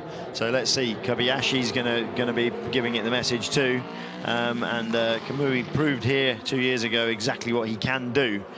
So let's see. He's going to try. Marc Lieb comes across to complete his 305th lap. That's their out lap complete now. Davidson gap up to 6 on the nose, and then we'll wait for Kobayashi. There is not much in this at all. 6 seconds is currently the gap. Davidson is flying, and the Porsche, yes, they've got a good strategy, held up by the Murphy. I think this is it. I think it goes back to what we said right at the start of the race in terms of this 14-lap stint that Toyota seemed confident and capable of doing. That could be the difference here. You know, if they can eke just that over the next 4.5 hours, they're taking that 1 lap extra, and the Porsche, they push the Porsche hard enough that he can't lift and coast to get to the 14-lap stint. That could be the difference. That's going to be the half a pit stop, the splash and dash that they need to win this race. Yep, Philip Pond asking, as it's looking now, roughly, how many pit stops do the leaders have left each? And will Toyota be able to do one less? It's going to be 5 stops, but Toyota, without doubt, can do one less. That could be the turning point in the race then. That and could this be. is my point with Conway. It's whether they're going to put Conway back in. You know, it may be that Lieb has to do 6. We just don't. I wouldn't like to calculate it back now because I don't know what's really going on, and I don't necessarily think we've seen the true hand in terms of what they can achieve on fuel mileage yet. You know, it may be that the Porsche can genuinely go that little bit further on fuel mileage, and they can comfortably do the 14. But they've been choosing to take the fuel for 13, run lighter, faster for a shorter amount of time. We don't know. That's what's fascinating about Le Mans. So down in the pits, we have Louise Beckett. Sebastian Buemi's just been out on the pit wall speaking to the team. I suppose now it's what you can get out of your tyres for the rest of the race. Yeah, exactly. We seem to be very strong at the start when the tyres are new, and then it's difficult to keep up the pace, especially in the third stint. So I don't think we will finish on the same tyres. We might change spec a bit later in the day, but yeah, it's gonna be hard. Thank you.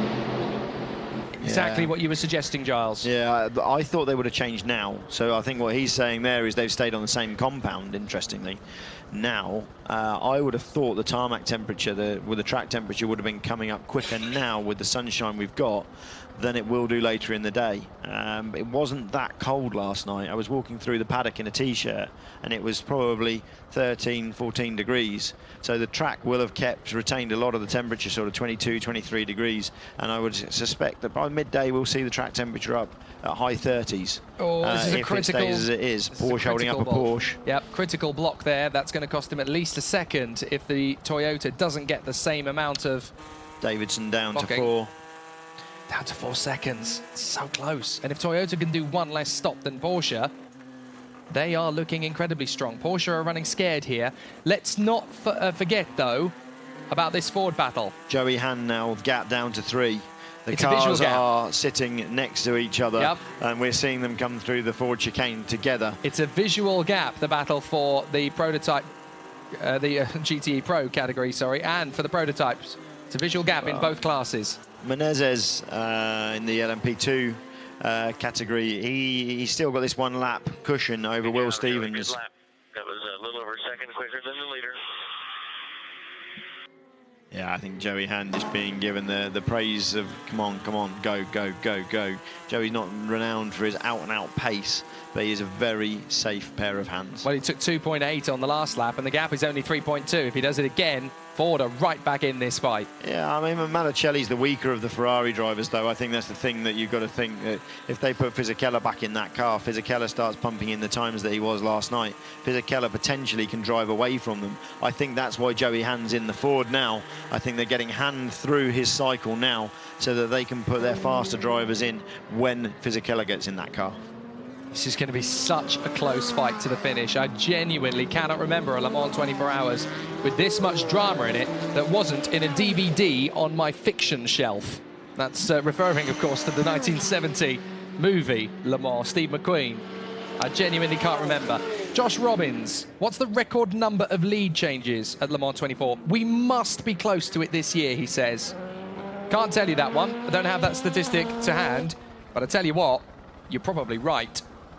It really has ebbed and flowed, and it's ebbed and flowed between all 3 manufacturers. Yes, okay, Audi only led 2 laps, but before that turbocharger blew, they took that lead on merit. And they are still fighting their way back. They're still only a lap off the lead.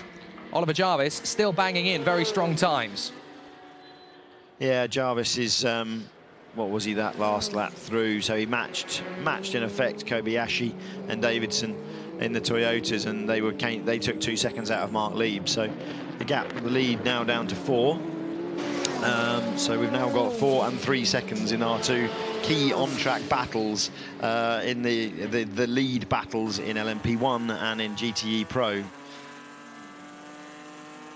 Malicelli and Hand come through across the line now. 271 laps completed. 3 seconds remains the gap, and then just behind them we see the number 7 Audi coming across the line. No more playing going on with that car as far as we can tell, to play testing for the number 8. Ollie Jarvis just getting on with the job now. Jarvis, the quicker of those drivers in the number 4. It's from in the number 8 from what we've seen, but just not making inroads. The race at the front is just too fast for Audi. Yeah, they might get a podium if one of the cars at the front kicks the bucket, but it's starting to slip away from Audi a little bit now. We shouldn't count them out. There is still 4.5 hours to go. 2 hours ago, when they were pumping the times in, I thought that they were going to achieve it. I thought that this was the turn of pace that we were going to see. The track had come to them. They'd done their homework on the number 7 car. They'd transferred those settings onto the number 8 car, and they knew what they needed to do. But that just hasn't materialised. The out-and-out pace is not there as the leaders come through past us now. So again, that visual gap across the line goes Davidson, gap of 4.5, so the gap goes out slightly. We see on screen the GTE Pro battle as the number 1 Porsche comes past them. Number 1 Porsche still on for its WEC points, but a long way down the order. That is it. You're looking straight at the leader now, on board from Joey Hand. I was going to say let's listen, but they always cut away just when we want to hear what that Ford GT is like on the power. Maybe they'll get back to it on the Mulsanne. Here we go. Feathering the throttle through that first corner. Some ease off, but they're going for it. Joey Hand is on full maximum attack. Yeah, these GTE cars will not be fuel saving. There is no point in these guys fuel saving. They're on the same strategy. They can do the same number of laps. They're on the similar driver rotation.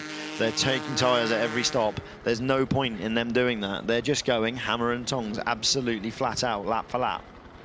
Hand lost a little there on that last lap to Malicelli. Gap back up to 1.6. It's still only 1.6 though. Yeah, after nearly 20 hours of racing, absolutely. Davidson now the gap at 5.4, but Kobayashi now coming at Davidson. So Kobayashi's got that gap down by about 1.5 seconds onto Davidson. So I think by the end of this stint, Kobayashi's aim is to be with the Davidson car on the tail. Yeah, 14.7 takes more time out of him now. So the state of affairs is very close in the LMP1 and the GTE Pro. In LMP2, Menezes has a lap advantage over the 26G drive car with former Formula 1 driver Will Stevens in the car. And another Formula 1 driver now in the BR01 with Vitaly Petrov. Vitaly Petrov. But what's interesting there is we've seen a switch of positions in the LMP2 class. Leventis dropping behind Petrov, which is exactly what we would expect, I think. And I don't think he can match Petrov's pace. So 3:51.7. And now coming through 3:49, so Leventis losing 8 seconds to Petrov on each lap, which is what we'd expect. So again, this is going to come down to driver rotation. Where are we in terms of going through those drivers? I have to say, if I was a betting man, the BR01 in terms of driver pace is probably where I would put my money. What about in the GTE AM category? The last time we looked at GTE AM, it was a Porsche. It was a Ferrari that was leading the way, the Scuderia Corsa car. Let's have a look at the positions in the GTE AM category and see where they are. I believe the Scuderia Corsa Ferrari is still leading the way. We'll double check on that in a moment. Yeah, we'll have a look. Sorry, just to get to that on the screen. Just looking at the driver rotation in the LMP2 class with the SMP guys. We've got Victor Scheitar is going to be back in that car next, I believe. Right. If I was to put my money on that driving combination, looks to me like Nick Leventis is just a little bit too far off the pace to be able to achieve that podium. As things stand, all things equal with no issues. So Leventis now 24 seconds behind Petrov, with the quicker driver yet to go into the BR01. This is the battle. Let's listen. Da, da, da, da. They're getting really close. He's coming. So close between the Ford and the Ferrari. Malicelli is now literally only a second or so behind. It's less than that. It's 0.3 of a second. You can see how close it is. Joey Hand trying to rattle the Rizzi Competizione driver, Matteo Malicelli, who is no slouch, and he is a very, very calm and composed driver. So it's not going to be And easy moving to get around past though him. in the braking zone, just trying to spook him. You know, you see him there just saying, I'm going to come. No, I'm not. So the games have started. Magliacelli's not going to make that mistake. You know, he's not been selected by the Ferrari North America backed Risi Competizione team, not easily. Risi, the biggest Ferrari dealer in the world, based in Texas, and they've raced these cars for an awfully long time. They know them inside now. The 488 may be a new car for them, but what they've done here is absolutely astounding. You know, the AF cars have been out of this race for a long time now, the two kind of factory WEC efforts, but Risi doing a fantastic job with that car. GTE, it's Townsend Bell, the former IndyCar driver, who is leading in the 62 Scuderia Corsa Ferrari. Then it is Khalid Al-Kubaisi in the 88 Abu Dhabi Porsche. And then the 83, it's another Ferrari. It's Rui Aguaz at the wheel of the AF Corsa car. He's sharing with Emmanuel Collard and Francois Perrodo, who was born in Singapore, of course, but he's French nationality. Here we go. Here comes the pass. Goes to the outside. Magliacelli so just close. Giving it away. I think Magliacelli blended out of that. There's no way that was a straight drag race. I think Magliacelli thought, no, you have it. You go. You're going to have to go the hard way. I'm going to make you go around the outside, but you can have it. You can have it, and I'm going to chase you for a little while. Let's see how you like it with the headlights flashing away behind you. It's always easier to chase than it is to be chased, isn't it? Yeah, so Hand now 0.4 out the road. It'll be interesting to see now if he can drive away from Magliacelli. I don't think he will. I think this is going to be an ongoing battle now for the next 4.5 hours. Well, how much more can you get out of that Ford to the Ferrari? I know it's quick, and I know he's been gaining ground, but it's the pendulum swinging. How much more can you get out of it? The balance of performance, you've got to say, is absolutely spot on watching this. You know, there's no shadow of a doubt there that Magliacelli rolled out the throttle to let him pass, but let him go the long way round. It's going to come down to drivers' mistakes. It's going to come down to the boys in the pits, and it's going to come down to how the cars wear their tyres, ultimately. So all the setup work that was done earlier in the week, it's been a very tough week in terms of getting that setup work done. The circuit's been so changeable. There's not been any proper dry running until now. You know, this is the first real true dry running these guys have had, and they're trying to, they don't have the option to come in and change an anti-roll bar setting or change the rake in the car or change some gurneys. Just got to roll with it. They've just got to get on with the job. So it is going to be who's done the best job in terms of making sure the car turned up here ready to race. Anthony Davidson's been held up in some traffic. There's the Porsche. Look back. There's the Toyota. There's nothing in it at all. On come the blinkers. Marc Lieb trying to get the Beach Dean Aston Martin out of the way. 3.7 seconds for Anthony Davidson is now the gap. Let's ride on board with the Porsche.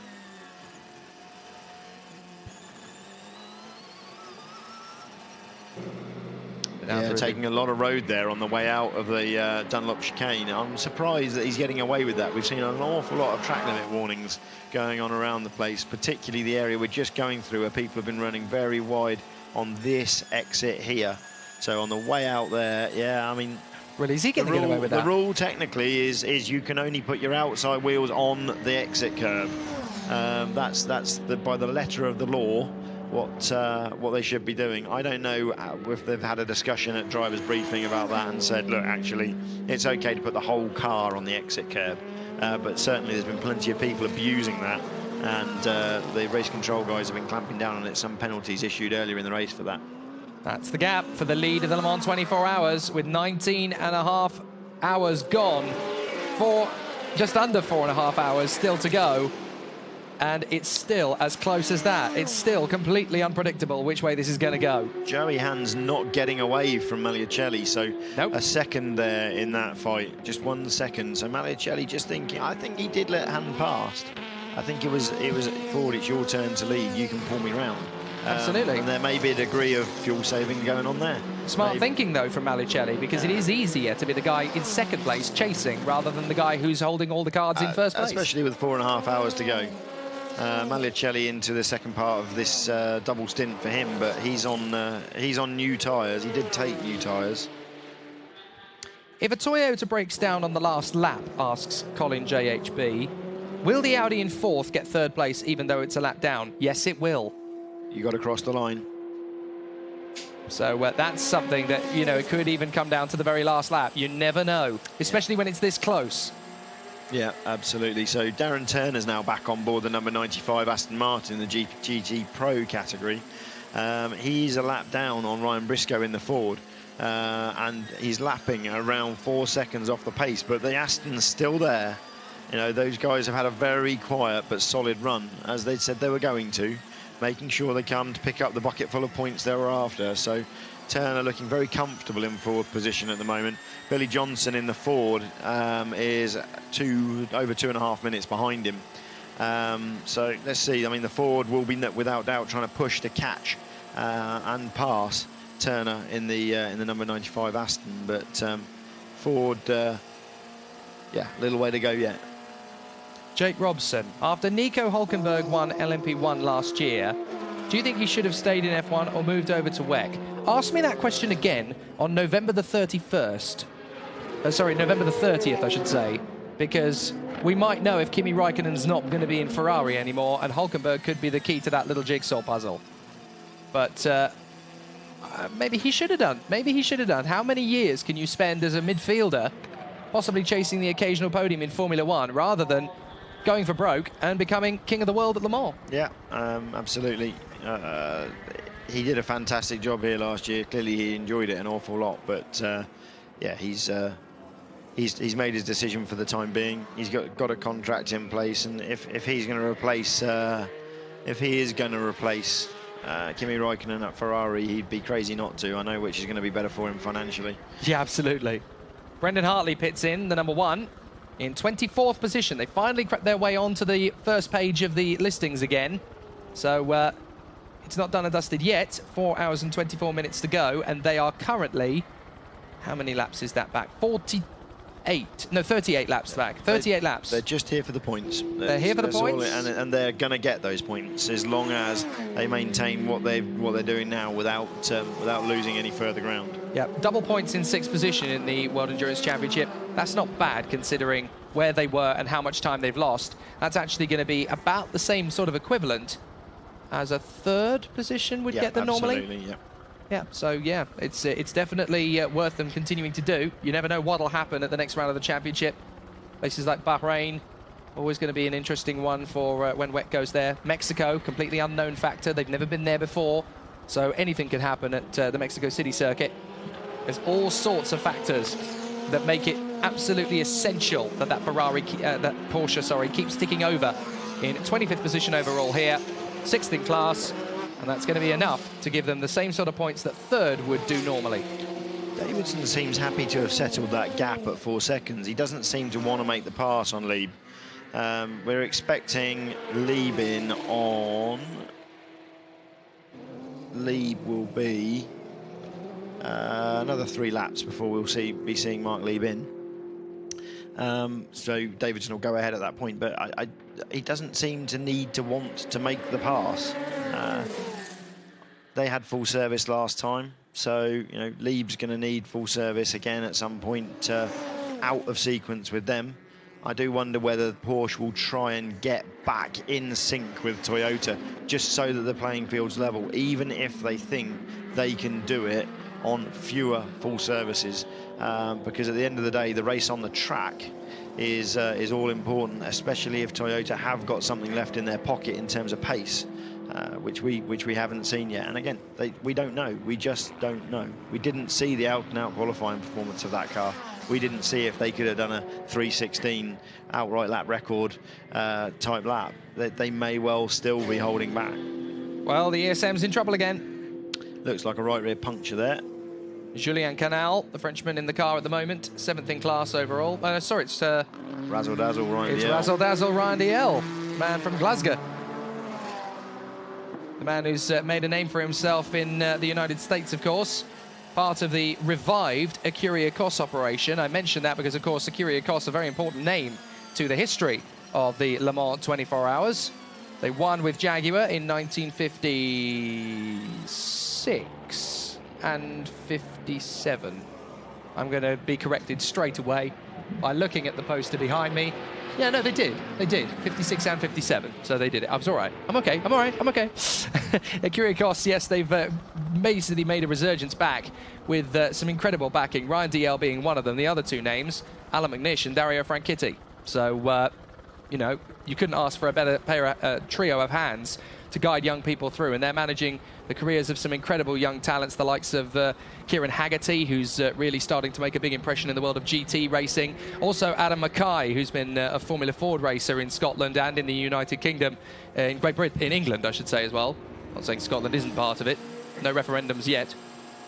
But, yep, it's been really interesting to see the rise of the Scottish talents, and hopefully the Audi Cross programme is going to keep getting better. Is that a slow-moving Audi? It looks like it, doesn't it? It looks like the 8 is now being in trouble. There's all 4 tyres are inflated. Hopefully we'll get radio shortly, but if Louise is failing. somewhere that near the middle of the pit lane, she wants to be outside the Audi garage. The number 8 Audi, it was already looking very slim pickings to get a podium, certainly looking out of the realms of possibility to get a win. It's strange. It's definitely still under its own engine power, or is it? Is it motors? Race director. Nope, he's gone away. Is it running on electric only? Yeah, that's possible. If the combustion engine's failed and it's only got hybrid power left, that's such a shame. I'm trying to hear whether it's. Can't really hear anything. We could do with an onboard, really, to ride with Oliver Jarvis. Yeah, it was interesting last night when the Porsche number 1 came. Here we go. When the Porsche number 1 came in last night on battery only, it was showing the graphics. People were getting awfully confused, and there was all sorts of things on social media that there was 0 RPM, 100% throttle, and the car was travelling forward purely because it was running on battery only. Yeah. And people were saying, how does this work? The telemetry must be wrong, but no, the car was running purely on battery as it came in. Toyota pulls out to lap a Ferrari at the exact same time. One of the LMP2 cars. I can't tell where it is from here. It's on the run down. There's the limping ESM car on the run down to Indianapolis. Get right out of the way, sir. Well done. Good job, Ryan. But I'm afraid to say the Audi dream just died, didn't it? Yeah, I think there's no way back from that. That's it now. You know, they're 2 laps down now. We're waiting to see if it comes in. As it comes past the commentary box, we'll be able to hear whether the engine's running or not. And that is why Brendan Hartley, Timo Bernhard and Mark Webber are still going and still giving it everything. Absolutely, that could be more points. Let's see, let's wait and see. It's still moving. We saw Spa, the guys at Toyota sending the cars out onto the last lap to just drive round on hybrid only power just to collect the points. Lieb now leads the race in front of Anthony Davidson in the number 5 Toyota by 2.3 seconds, and Davidson just got held up in traffic. That's a sorry sight. The Toyota. Did you see that? The cheeky little blink of the headlights as it passes the Audi. That's a satisfying moment for Kamui Kobayashi. Bye-bye. Your dream just ended. Ours is still looking good. We're even looking good for a 1-2, mate. Just going to take my cans off and see if I can hear what's going on with the Audi. Into the pits. Doesn't sound good at all, the Audi. Sounds like the engine is running on idle. Yeah, that would suggest battery only. Yeah, so but engine actually running but just idling. So it could well be a drivetrain issue.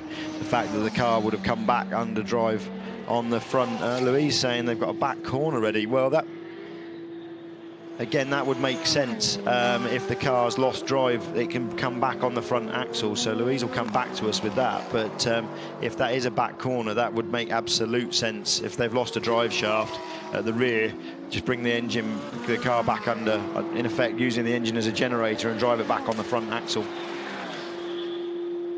Elmer Van Zyl on Twitter. Which other car manufacturer do you think might compete in the Le Mans 24 in the future? 2 back corners being prepared for Audi in the pits. Okay, so that could be a regeneration issue because they'd have the motors that are out there to regenerate the energy back into the battery pack. Yeah. To answer the question, there are 2 names that immediately spring to mind. I'm not sure either of them are going to make a big push for a Le Mans prototype package anytime soon, but there are 2 names that spring to mind because of what's happening in the world of motorsport politically and in terms of which car companies are getting involved in which sports. And those 2 that I can see as the most likely are BMW and Jaguar. BMW have obviously been dallying in hybrid technology recently, that i8. Jaguar won't be coming to Le Mans. I don't see that happening. They won't be coming to Le Mans. They've put all their eggs in the Formula E basket. Yeah, well, that's what I'm thinking. I mean, the sort of the battery power and Right, everything. Maybe so they're dabbling a little bit, but no, I can't see them doing it. And Louise thinks they've got 2 back corners ready. They've gone to work on the front of the car. It could be front and back, apparently. There's definitely 2 corners on the same It is part. fronts. I suspect Louise is right. It's 2 corners and it's fronts the way they're going at it, which seems very odd considering the thing came back in on idle. Well, this is now for Audi to finish in 4th and 5th. They could well drop to 4th and 6th with this car, and that looks like it could be a long job as well. You'd be surprised how quickly they can change a front corner. You know that there is a drive shaft there now, so it is a little bit more complicated than it used to be. Ultimately, they're going to undo 8 bolts. The track rod lengths are going to be set, so the steering's all correct straight away. They'll be ready to go. The brakes will go with it. There are dry brake couplings on the brake lines, so they just disconnect those. There's no need to re-bleed the brakes. The car will be turned around extremely quickly. I could see Audi doing that in less than 5 minutes. Any time now, there's going to be a lead change at the front. I can sense it. Davidson has caught up to Lieb, although they might get to the pit stop window before that actually happens, thinking about I think it. they will. Malicelli does appear to just be sitting happily behind Joey Hand, as we see them on the screen now. Doesn't seem too bothered about the fact that Joey's the one that's having to go and deal with the traffic. Yeah, no, that's fine. I'm in no rush. You get balked, you get loads of dirty air, and you get loads of bugs on your windscreen. I'm just going to sit here behind you, happy as Larry, and when I give the car to Fisico, he can kick your butt later. Yeah, absolutely. That's what Matteo Malicelli's on, basically. He's on quiet confidence there. Nick Leventis continuing to lose time now. He's consistently lapping in the 350s while Vitaly Petrov is pumping in 342s consistently. Petrov doing a fantastic job, it has to be said. He was heavily criticised during his time in Formula One, but he really seems to have found a home for himself, doing an absolutely brilliant job. Most consistent driver in LMP2 at the moment by far. Yeah, and again, another Formula One convert who has managed to make the switch with a lot of success and is actually showing people what he can do, what he's made of. Yeah, absolutely. I mean, Will Stevens is pumping in 336s, but equally, Will only has one setting, and that's go, go, go, go, go. Yep. He didn't really get to show what he could do in Formula One last year with the car he had. But, you know, Petrov doing the sensible job, just pumping them in, making sure he gets it done, keeping out of trouble. And he's going to bring that thing far enough ahead of Nick Leventis that I don't think the Straka boys are going to be able to come back at them. The Panis Barthez Ligier has just come in over at Audi. They're definitely now working on the front end of the number 8 Audi. Thanks to Louise for keeping us up to date on that one. Here's Ryan Briscoe, the 3rd of the GTE Pro cars, the 2nd Ford in the equation. It's currently Ford, Ferrari, Ford. There isn't a massive chance of a clean sweep for Ford. There was a while ago. They were running 1, 2 and 3 as we went into the night time. But now it's not going to be that way anymore, because the 66 Ford with Billy Johnson currently at the wheel is now losing time quite rapidly. He's dropped down to 5th position behind Darren Turner in the Aston. So it's not beyond the realms of possibility to get a clean sweep, but it's looking more and more unlikely as the minutes tick down. Everybody getting warnings for track limits on the exit of Tertre Rouge again. So that's going to become an issue, I think, before the end of the race. It's car after car after car each lap. They've got a camera system down there so they can see who it is, who's abusing it. You get your speeding ticket. So we'll see if they decide to start dishing some penalties out. He's just saying they're changing the back wing on the Audi. That would suggest a balance change to me. It's quicker to change the whole rear clip than it is to change the wing setting. So I would suggest that means that they're saying, okay, well, while we've got the opportunity to do it, let's take some downforce out or put some downforce into the rear of the car. Let's see where it goes. Ryan Dial pits in the 31, but it's not really in the fight for anything. It'll be interesting to see what that failure was, because he came back very slowly. When the history books write about the 2016 Le Mans 24 hours, they're going to mention it in the same light as 2008, 1991, 1998, 2011 as one of the great classics. Absolutely, this has been, I mean, by far the most impressive Le Mans in my memory. The best of the decade so far. It's absolutely astonishing how close these cars have run now for 20 hours. You know, we're coming up to that mark now. You know, it's going to be, it's just going to be so close. We've got to wait and see how this fuel strategy plays out. I don't think Davidson wants to pass the Porsche. I think if Davidson had wanted to do it, he could have. He'd have done it by now, putting in 324s. He's quite happy pumping in the 324s, saving fuel, making sure that the car's still there at the end. They know they've just got a fight on their hands, and it will be interesting to see whether the Porsches come back in sync in terms of pit stops with the Toyotas. They need to get a bit more in their pocket if they want to do that. He needs to be 20 seconds up the road if they decide they want to do that. So let's see.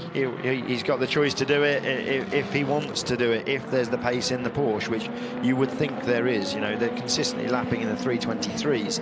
Kobayashi's fastest lap of the race is a 321.4. Last year's fastest lap, André Lotterer in the Audi, 317.4. So there is still time in there. These cars have had some of their fuel capacity taken away from them. They are doing this with less energy, you know, so that they are going just as far, if not further, on less fuel.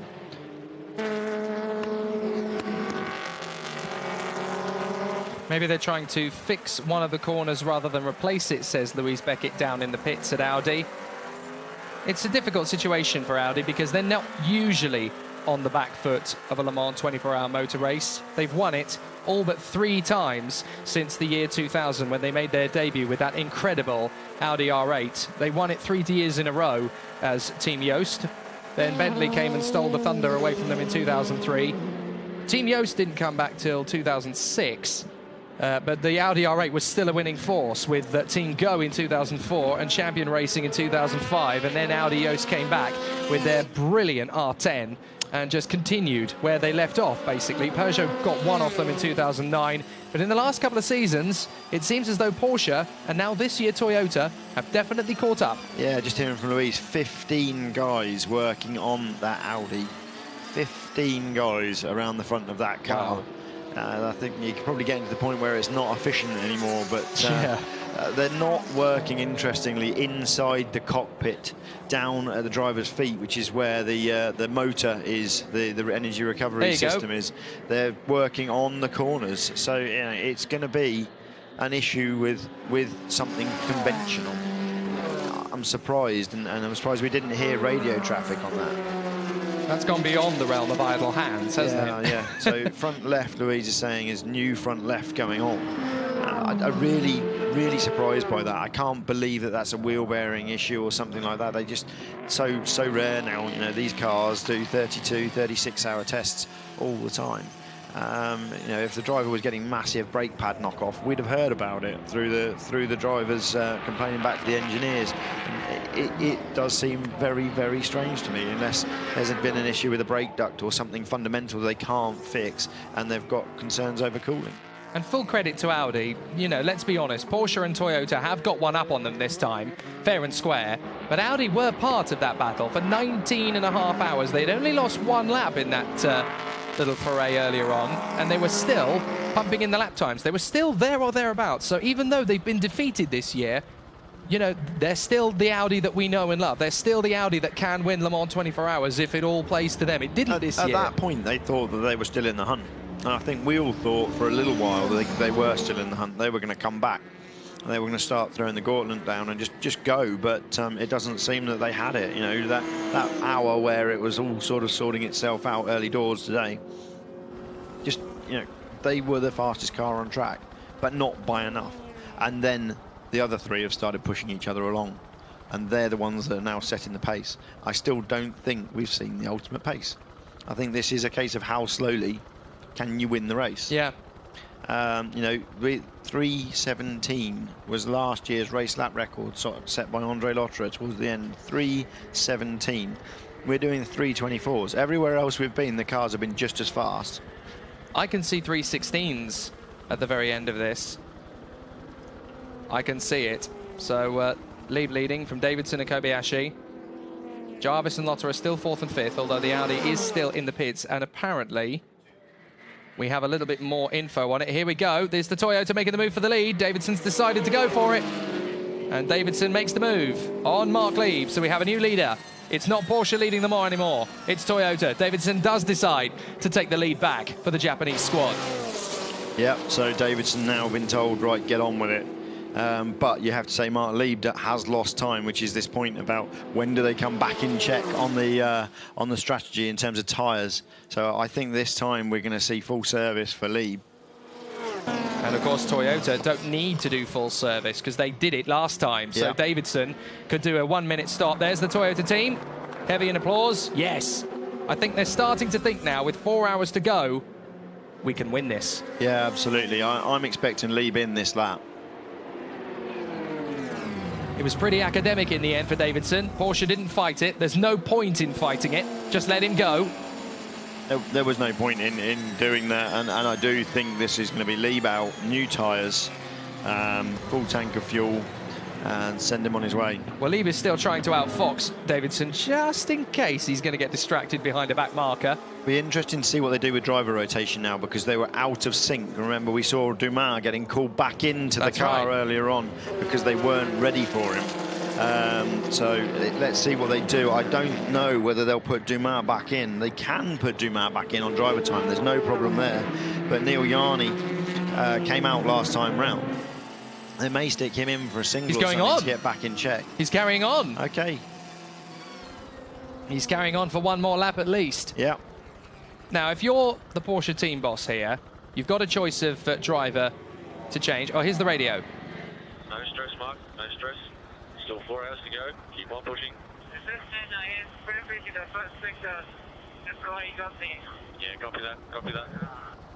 Just explaining how Anthony Davidson got through. Nothing to panic about just yet. It's just the ebb and flow of the race. But if you're the Porsche team manager at this point and you think, well, sorry, I should say the Porsche race engineer for car number 2, because it's not the team manager that makes that decision, it is the race engineer. So which driver do you put in at this point? Do you put in Dumas or do you put in Jani? What would you do? Ideally, you're going to chuck Dumas in for a double and then run Jani to the end. Let's see. I don't know whether, because of the way the driver rotations worked out, that's what they'll do. It's going to depend how fresh Jani's feeling. I think Dumas the one that's had to do more work recently. But then again, you're in the lead battle. Do you care? You didn't get to bed. You got called back out of bed to get back in the car because the other driver wasn't ready. Yeah, I think if I was Romain Dumas, I'd be getting in that car, driving it as hard as I can for a double stint, and then handing it back over to my colleague, Mr. Jani, to the end. How big a difference does that little hiccup in terms of the driver rotation actually make? Is it really significant enough to count? It just depends how your driver deals with it. You know, at the end of the day, these guys are professionals. They're paid sportsmen. They're training all the time. There should be no problem for them. They should be able to absorb it. But it does funny things to you, sleep. You know, you need it, particularly when you're operating at your absolute limit for up to 3 hours at a time, over 3 hours in a very warm cockpit. There's the Corvette again. Team AI car, yeah. And that is going to be... That is going to be Mark Patterson again, the same person that put that car off last night. The oldest man in the field, born in Port Elizabeth in South Africa, 64 years of age. Quite a big distance between himself and the youngest man in the field, 45 years in fact. Matteo Tuscher, 19 years of age. The oldest person ever to finish the Le Mans 24 Hours, incidentally, was also born in South Africa, although he was South African derived, his nationality. That man is Jack Gerber, who finished the 2013 Le Mans 24 Hours, 68 years and 111 days old. He was actually the oldest person ever to enter the race as well, just the day before. And the youngest man ever to finish, no guesses for that one, that's the 16-year-old charger, Matt McMurray, 2 years ago. 16 years and 203 days old he was. And I still think it's madness even now, personally, in the same way that I originally thought Verstappen was madness in Formula 1. But, OK, he proved me wrong. Yeah, you got to remember these guys have been doing it since they were probably 6. OK, so we've got Ryan Dalziel going to tell us what went wrong there in the ESM pit. Ryan Dalziel not what we want to see. You standing next to me in the pit garage.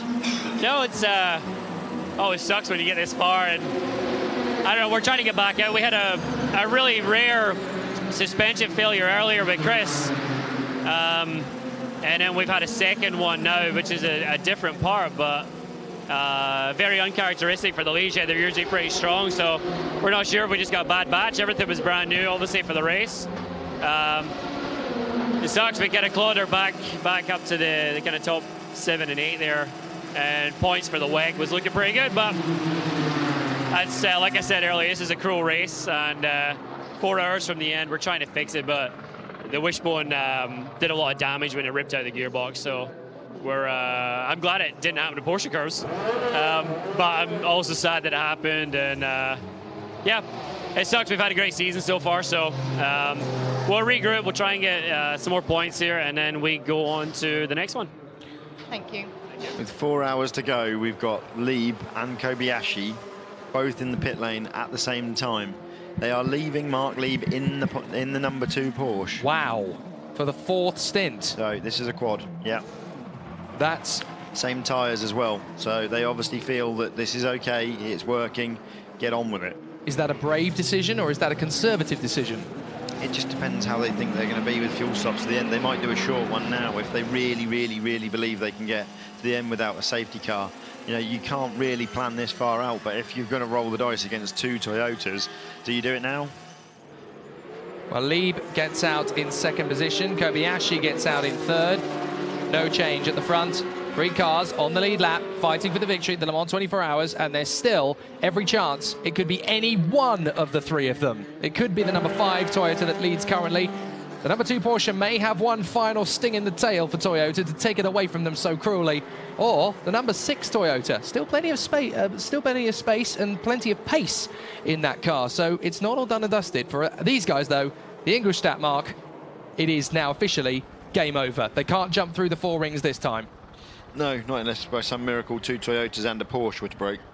That's the only way. At which point we'd see an LMP2 podium, overall podium finisher. That's a good point. But let's see, they're driving as fast as they can, they're doing everything they can, they're saving fuel where they can. They're just going out there and enjoying themselves now, I think. You know, they've been told race, that's clear from the radio messages we're hearing.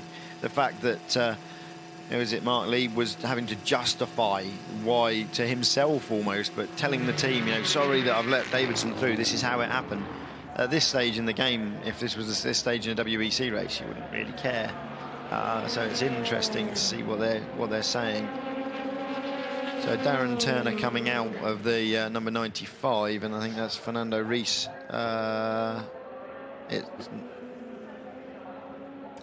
Yeah, Louise and I are both getting confused on this one. So who's with who now? They move them around. Yeah, no, so it's Darren Turner's in what we call the Dane train. So no, that will be Fernando Reis getting ready to replace Richie Stanaway in the number 97.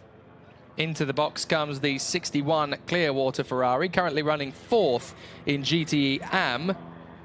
Having moved its way up, it's the 61, who's in the car at the moment? Kaita Sawa, the Japanese star, is in that car at the moment. There's the Porsche 919 Hybrid, climbed up to 23rd position, having just gone past Billy Johnson in the Ford.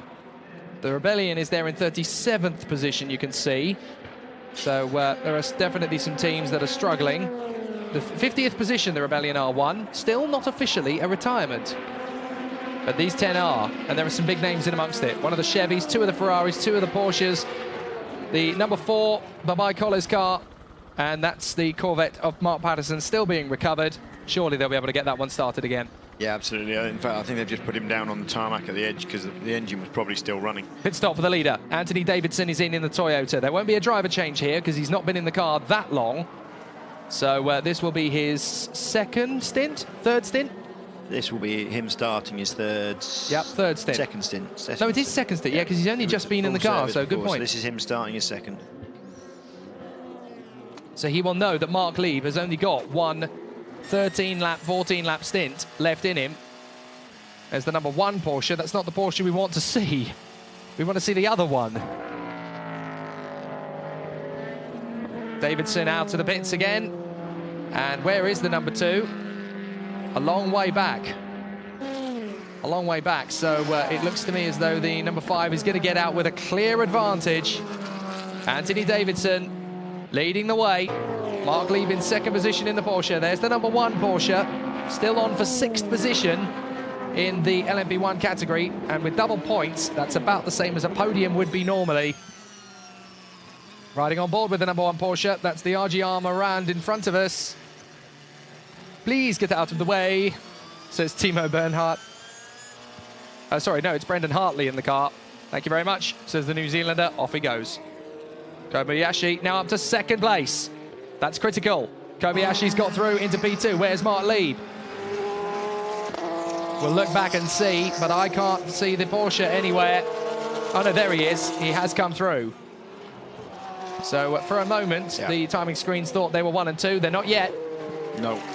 So we're at 10 seconds back, Kobayashi to Lieb, so he has closed that gap by 5 seconds through that point. That's good. You know, Kobayashi's just taken a huge chunk of time out. But in terms of pit, and that was done on the track. That wasn't done in the pits. That was not in the pits. Pit top times are absolutely equal. The ACA doing a fantastic job of equalising the LMP1 pit stops. So, no, that is just pure on track. Kamui Kobayashi doing what is expected of him, and even more so at the moment, to try and get the Toyota into 2nd position to make it a 1-2 for Toyota. And let's be honest, there's been a Japanese victory. There's never been a Japanese 1-2. Yeah, but what we've just seen there is a net gain of Davidson of about 15 seconds over the last stint. He's taken 15 seconds out of Lieb. So Kobayashi has taken a little bit out. Kobayashi's taken about 10 seconds out, but Davidson's the one that's doing the hard work. So Davidson set off in the hair, just as we saw with Buemi in the car.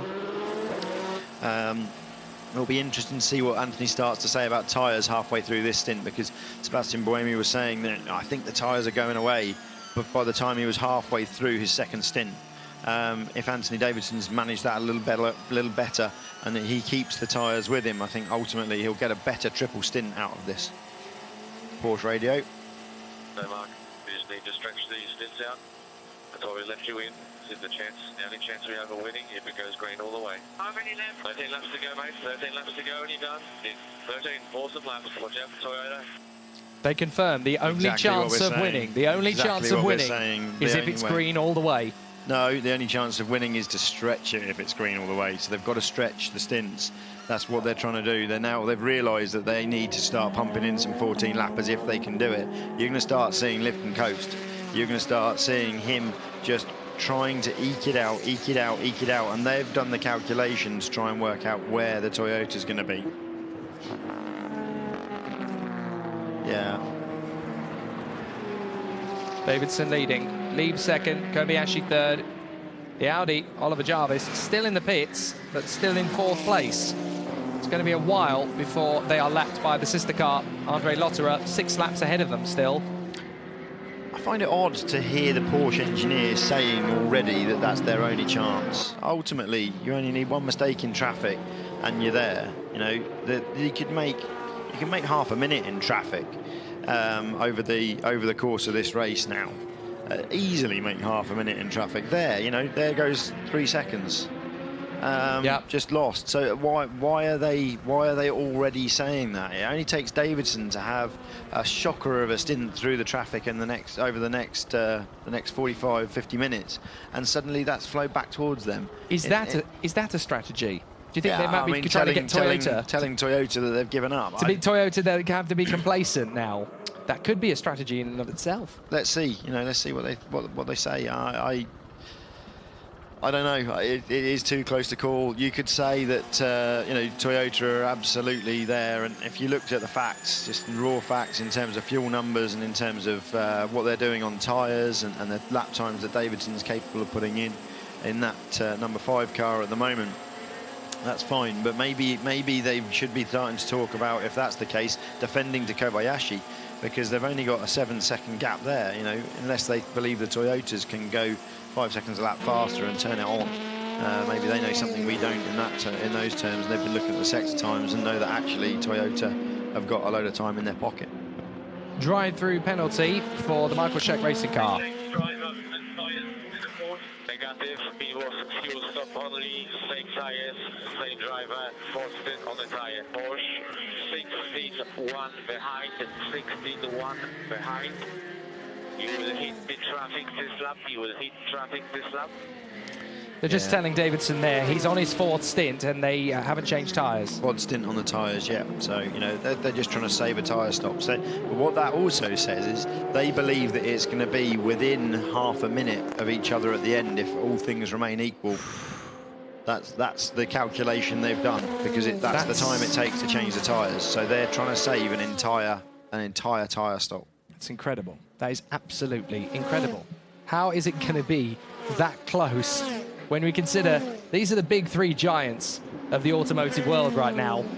Porsche, Toyota, Audi, and yet there's not much when everything's going tickety-boo for all 3 teams. There is not much to choose between them at all. No, just seeing number 68, Joey hand-driven Ford come past us in the GTE Pro class. 7.3 seconds now the gap to Tony Villander, who's now taken over the number 82 car. So we've now got one of the 2 rapid pedalers in. They're saving Giancarlo Fisichella for the end of the race. Interesting thing about the Marc Lieb situation is that they've actually chosen to give that little bit more time also to our to Neel Jani before he gets in that car. It looks as though Louise Beckett has something for us down in pit lane.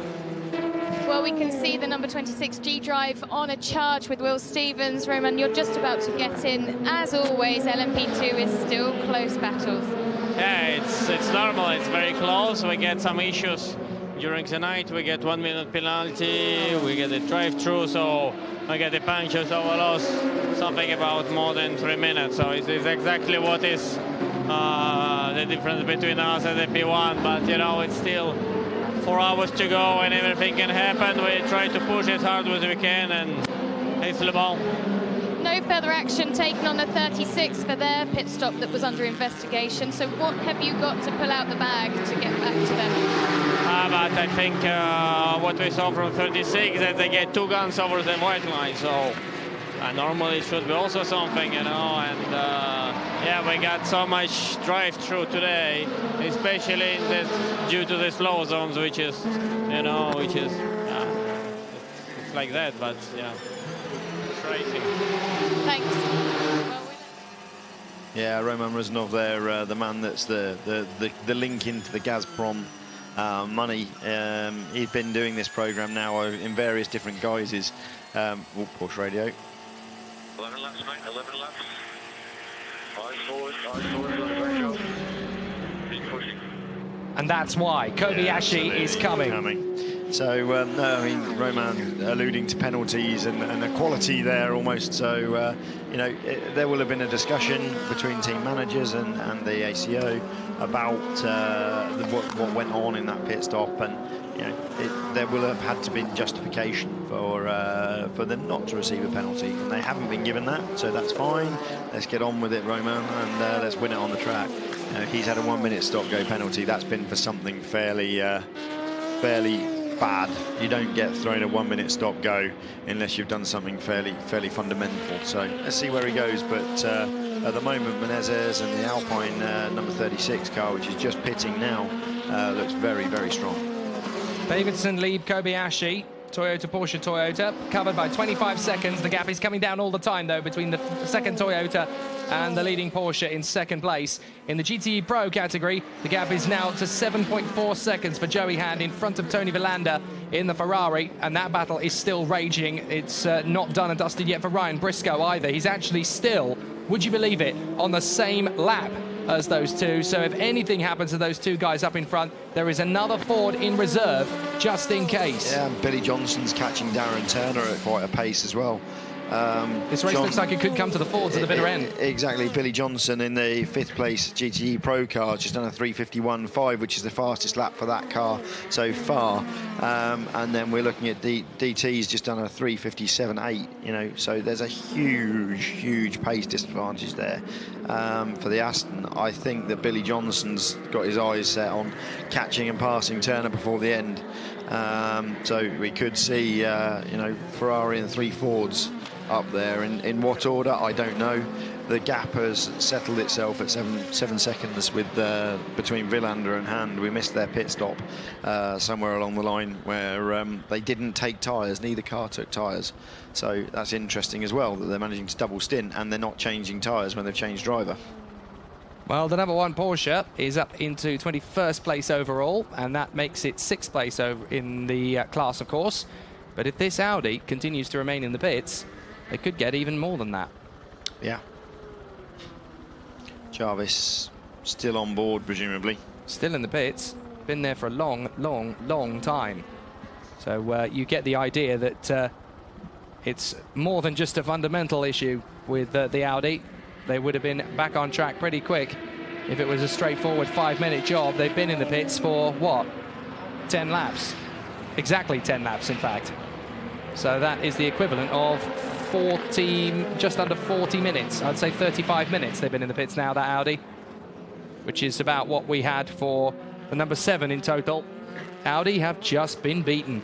That doesn't happen very often. No, absolutely. But it's been reliability that's let them down, which is the thing that they're not used to. So they'll go back and regroup, work out what the situation is and get back to it, I'm sure. So maybe they need a bigger clean sheet approach for 2017.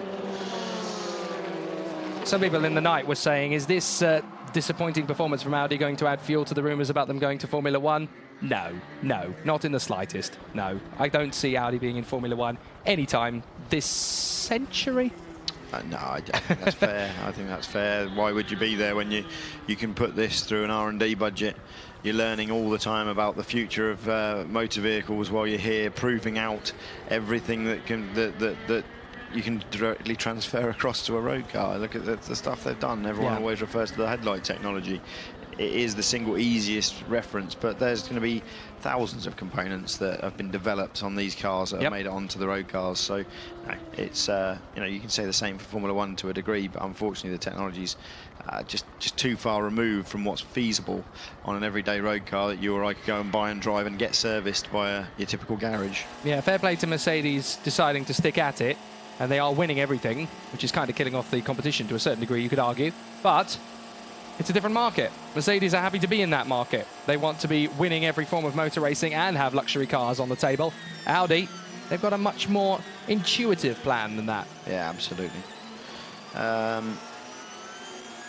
Looking at the gaps again, Villander just doesn't seem to want to pass Hand.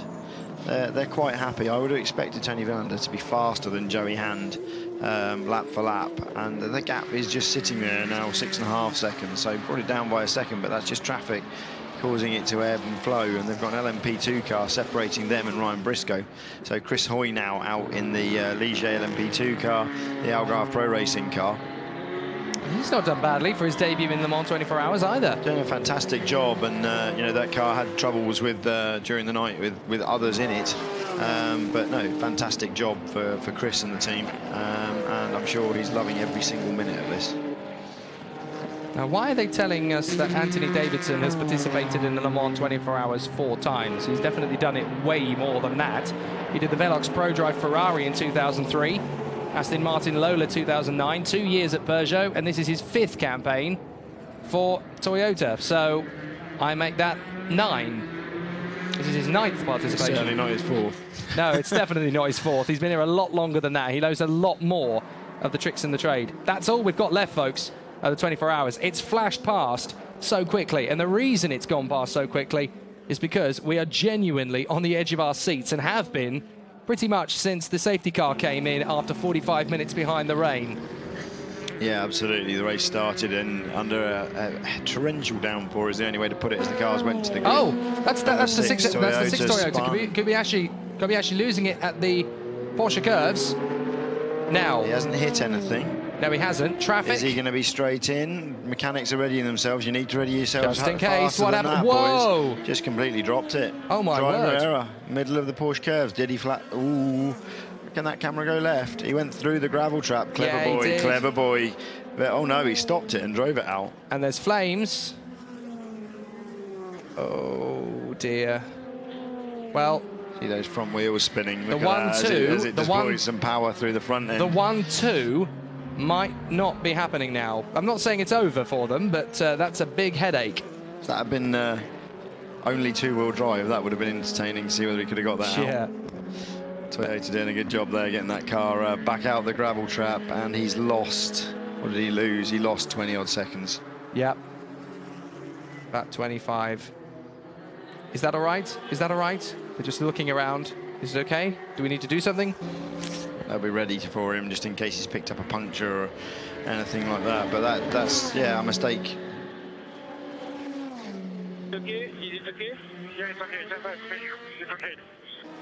There you go. They've just checked everything. It's okay. That left-hand side pod's now looking a lot looser than it was.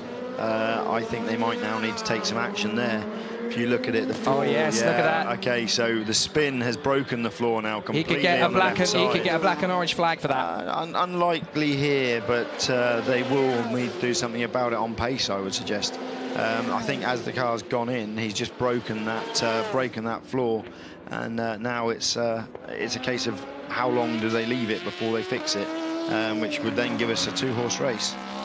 Andre Lotterer is about to come into the pits. And they're not too far away, actually, the number 7 Audi from moving up into 4th position. Slick's being... which compound of that is being used for the number 7? You can't tell. You can't tell? Ooh. Subtle differences. You have to be in the know to know. Good job, good job. Toyota behind, fell off the track. Toyota behind, fell off the track. That's a little bit of cockiness coming from Porsche there. Yeah, it is. Yeah. It's almost disappointing to hear that, you know, the kind of... That is a hardy ha-ha moment, isn't it? Because it can happen to you just as quickly. So let's see. I mean, Kobayashi will be pushing like crazy now, but that left-hand floor, to me, that looks like that's going to need more of a repair than it's had. It was held together with a bit of tank tape, and as he rotated around, it was an issue. But it's interesting, you know, the Toyota there, had that not had four-wheel drive, would that have got out of that gravel trap? I don't think it would. Not without help, anyway. So interesting, the whole approach. They could have lost a lap there. By having four-wheel drive, they saved their beggar. And again, the Audi goes on. We're not expecting him in yet. So... no, as he comes through. So that's Porsche number 2 comes through past us. Big twitch, the Ford chicane. Yeah, the car always twitches the way as they lay the power down. The other Porsche's in, though. Brendan Hartley coming into the pits. Now, it'd be quite nice to watch this pit stop, actually, because they've still got the donor car, as it were, in terms of strategy and in terms of setup, in terms of compound choice at Porsche. Down in 21st position overall, 6th in class, looking for points, nothing else. So they're not really going to get anything else, although they might get 5th out of this now if that Audi still can't get out. The 8 is out. The number 8 Audi, we've just been told by Louise Beckett, is out of the Le Mans 24 hours. Oh, out on track, sorry, my apologies. Getting panicked there.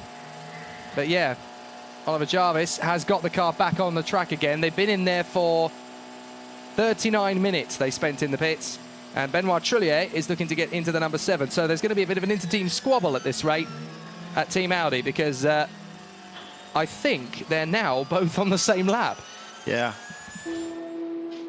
Now, my impression of the way that Toyota were using their hybrid system was that they would only deploy that front axle over a certain speed. Now, interesting that from stationary they use it. Frederic Sauce getting put into the car. We've talked about this a couple of times. I think the definition, the word hero, gets bandied about a lot in the world of sport in particular, motor racing in general. Frederic Sauce is a hero. There is no questioning that. Yeah, he is. Totally. Completely agree. Down the straight then, the Toyota recovering. Kamui Kobayashi just did a 3:26.9. So if there were problems with the tyre, I don't think they're there anymore. He's on exactly the same pace as Marc Lieb in the Audi. So he was very clever there, actually, Kamui Kobayashi. Once he felt the car snap away, he could have flat-spotted the tyres there in desperation. Let it That's roll a backwards. split-second decision. Yeah, absolutely. I can't afford new tyres on my race car, so whenever it spins, I always let it roll. A racing driver instinct there, and that is literally, you don't have a massive amount of time to make that decision either when you're in the car, when you're going backwards at 160, 170 miles an hour. You've literally got to make that decision. It's an awareness of what's around you. It's an awareness of the runoff area, and that's what makes these guys so good. You know, he knew where the walls were. He knew that the car was, you know, spinning to the outside, and there was enough runoff there. So it is amazing. Kamui Kobayashi, of course, is still the fastest man of the Le Mans 24 hours with that 3-minute 21.445 lap. He set on lap 81, so a long time ago. Personal best, though, for Vitaly Petrov. The SMP LMP2 car up in 8th position overall, 3rd in the category, chasing down Will Stevens. And he set a personal best, although it's still not as quick as Will Stevens is going. No, Will Stevens is really trying very hard now. He wants to get there. He's desperate to close that gap, get back on the lead lap, so that if we do have any issues, they're in the fight with Ricky Almi in the Alpine. He'll be coming out at the next stop. I think Stevens will get one more stint out of this. Petrov's definitely staying in.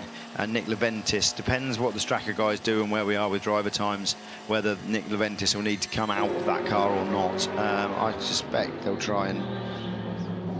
So Louise just saying that I think that's Danny's going to be getting in the car.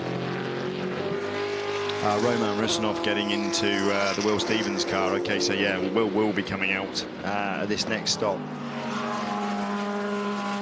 Yellow flags. Where is it this time? Zone 24. That's the run out of... Isn't that down the Mulsanne Straight? It's the Manor! Not hit anything, though. No. Hopefully Matt Rao can get it going again. What is he doing?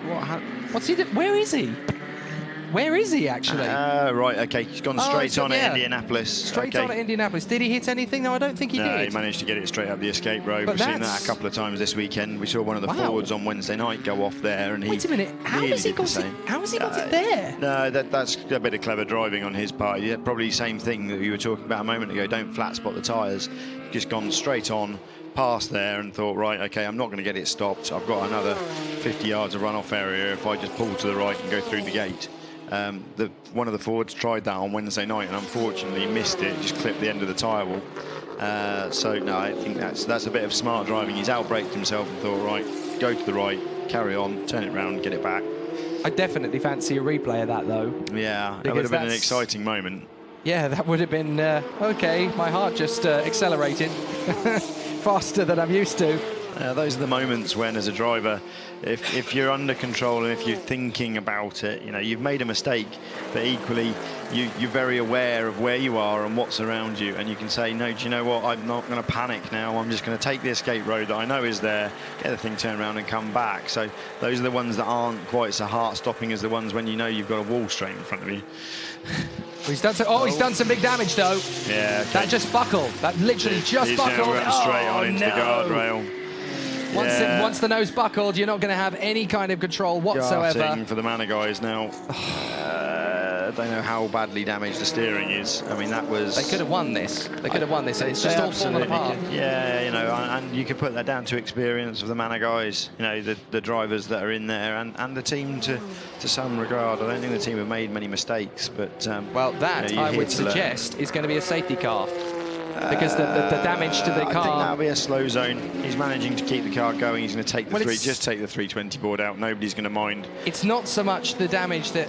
Well, it's not so much where he is, but the car buckled, the nose buckled in the middle of the apex at the Porsche curves. So maybe there's debris in a very dangerous part of that part of the course. I think they can clear it with a slow zone. Let's watch. Here we go. Pop. Yeah. That's a scary moment. The wheels were in the air completely. Nothing you can do. In the wall, bang. Braking wouldn't have helped him. Nothing would have helped him there. So I don't know. I think, you know, the majority of the debris is on the outside from the wall hit. I suspect they can do that with a slow zone either way. Such a shame, though. Rookies this year of the Le Mans 24 Hours, but they've won so much in the past. They've competed in everything from AutoGP to GP3 to the Formula 3 European Series. I don't know why he can't just engage. He has engaged reverse and tried to do it, because he was nearly up to that 320-yard board. He's gone forwards and then thought, right, okay, now I can try and go backwards again and get the nose out, but the nose is well and truly wedged under there. He's going to struggle. He really is. They've managed to get... for slow zone, they're going to go slow zone 30 and 31. Yellows at 31 and 32. So, yeah, we'll go slow zone through that area. They've had some incredible success. They were founded 26 years ago, 1990, the Manor team. They've had British Formula 3 champions in Mark Hines. Remember what happened to him? Obscurity. That's such a shame as well. Antonio Pizzonia, Formula 1 and IndyCar driver. He was also the Formula Renault UK champion for Manor in 1999, as were Kimi Raikkonen, Lewis Hamilton, and ironically, Oliver Jarvis in the Audi. So Manor has nurtured some incredible talent in the last few seasons. Raikkonen, Hamilton and Jarvis, 3 big names, all of whom have found success since being at Manor in their junior days. But Manor, as an LMP2 team, they have learnt a lot from this first Le Mans, and let's be fair to them, they have had an incredible effort. They've done a brilliant job considering what they've got. Here it is again. This is them rejoining. I want to see what happened before this. But here it comes. Hop. No control, no drive, nothing. I understand why it broke, frankly. That's very odd to see he must have made contact with something. That's kind of why I want to see what happened to get him in that escape road in the first place, because that would make a lot more sense to see what happened in the initial point of going on. They may have clipped the guardrail on the inside through Indy, but equally, generally, they're either broken or they're not. There's not a huge amount of load going through them at that pace on the way in. He wasn't going that quick. Not a massive amount of downforce being generated. No, he was being careful coming home, wasn't he? Yeah. Because he could sense there was damage. Is that Manor out of the race, do you think? I suspect so. I suspect that is. We'll see. I mean, they can always get it back if the Manor 2 will pick them up, and then all the other bits drop off and bring it back round. But it'd be nice for those guys to get a finish. Somebody asked earlier on, I never got round to it, but it's relevant now because we've had that Manor there. It was Dick Saplenti who gave us that one. Do the cars go back home damaged or repaired before being loaded back on the transport? Depends how badly damaged they are. If it's got 4 wheels on it, you'll roll it on and send it home, typically. But then again, a lot of these cars now are insured. And a lot of these drivers paying a lot of money for insurance for the weekend. There'll be a lot of photos taken of any damage to allow them to make their claim, believe it or not. But that's how it works in motorsport these days. Davidson, Lieb, Kobayashi, Jarvis and Lotterer is the order at the moment. For the 2 Audis, I think on the... No, I was going to say they were on the same lap. They're not quite on the same lap. There is a lap's difference between them. Lotterer very nearly caught up with Jarvis, but there is 1 lap still to be made up. Villander's just making tiny inroads into Joey Hand now. Briscoe 207 behind them on the same lap, and then we've still got this LMP2 Algarve Pro Racing car. Chris Hoy's come out of that. Michael Munnerman, the team owner's now back into that car on the same lap, but then Mark Webber in the number 1 LMP1 Porsche is the next car up there. Stevens and Petrov in together in the LMP2 battle. Stevens has come in and gone out. Petrov is doing the same. Still looks good for the Signatech Alpine though, doesn't it? Yeah, no shadow of a doubt. There's been such a solid run for those guys. That Orica chassis branded Alpine has been a strong package all year, and the guys down at Signature, they're another one like Manor that's come from single seaters, but they know what they're doing and they know how to put a car together, and they've done a fantastic job of learning their trade here. I think this is probably the 5th year here. They've just done a solid job.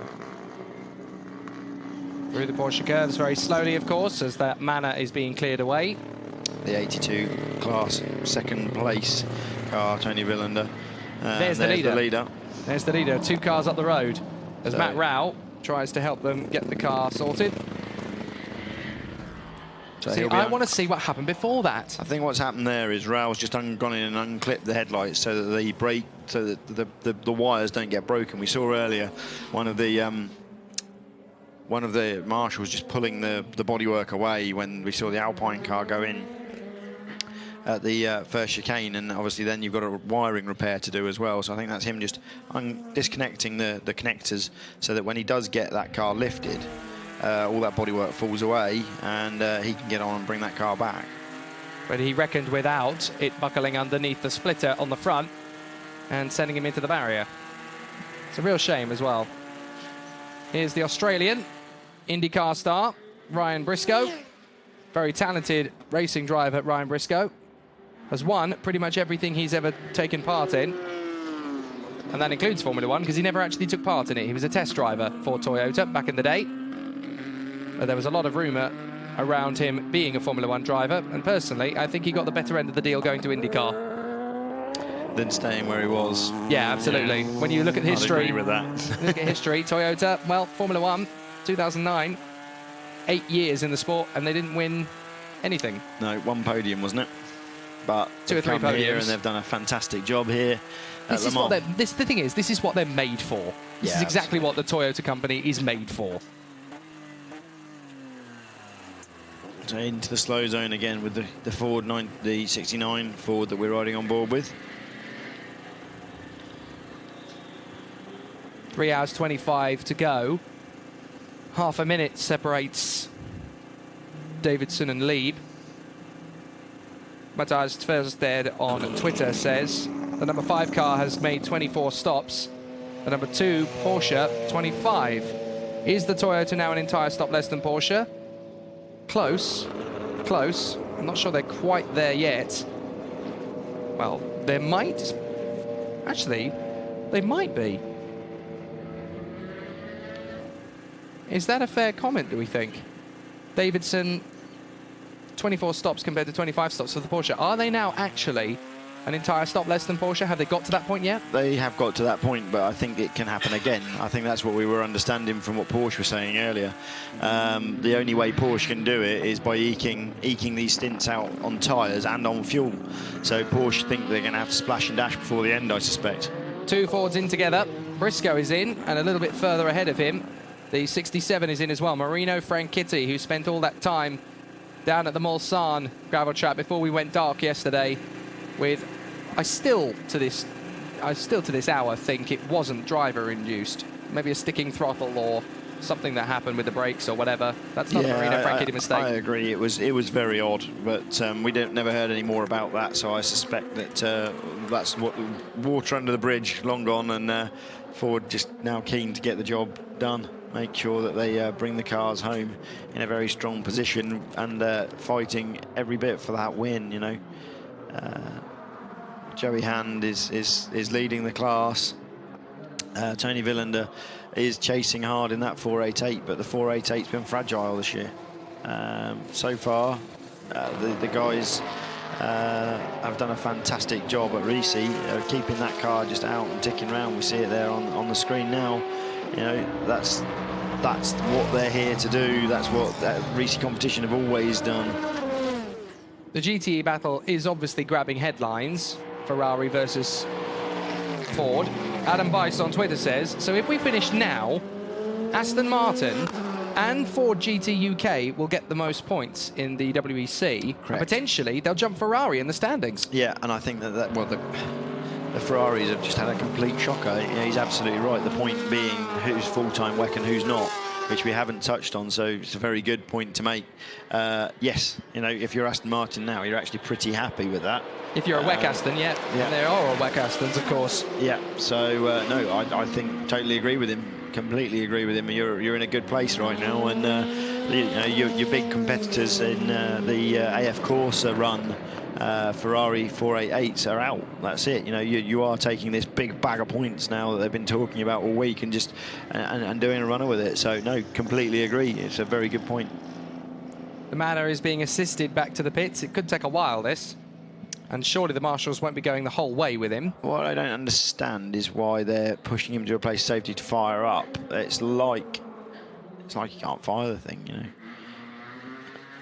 There's Graves and Merry watching on. Well, it's not Graves, actually. Merry is chatting away. There's the third place Toyota, Kobayashi, a minute off his sister car. Anthony Davidson leading. Marc Lieb in second place in the Porsche. Jarvis and Lotterer fourth and fifth.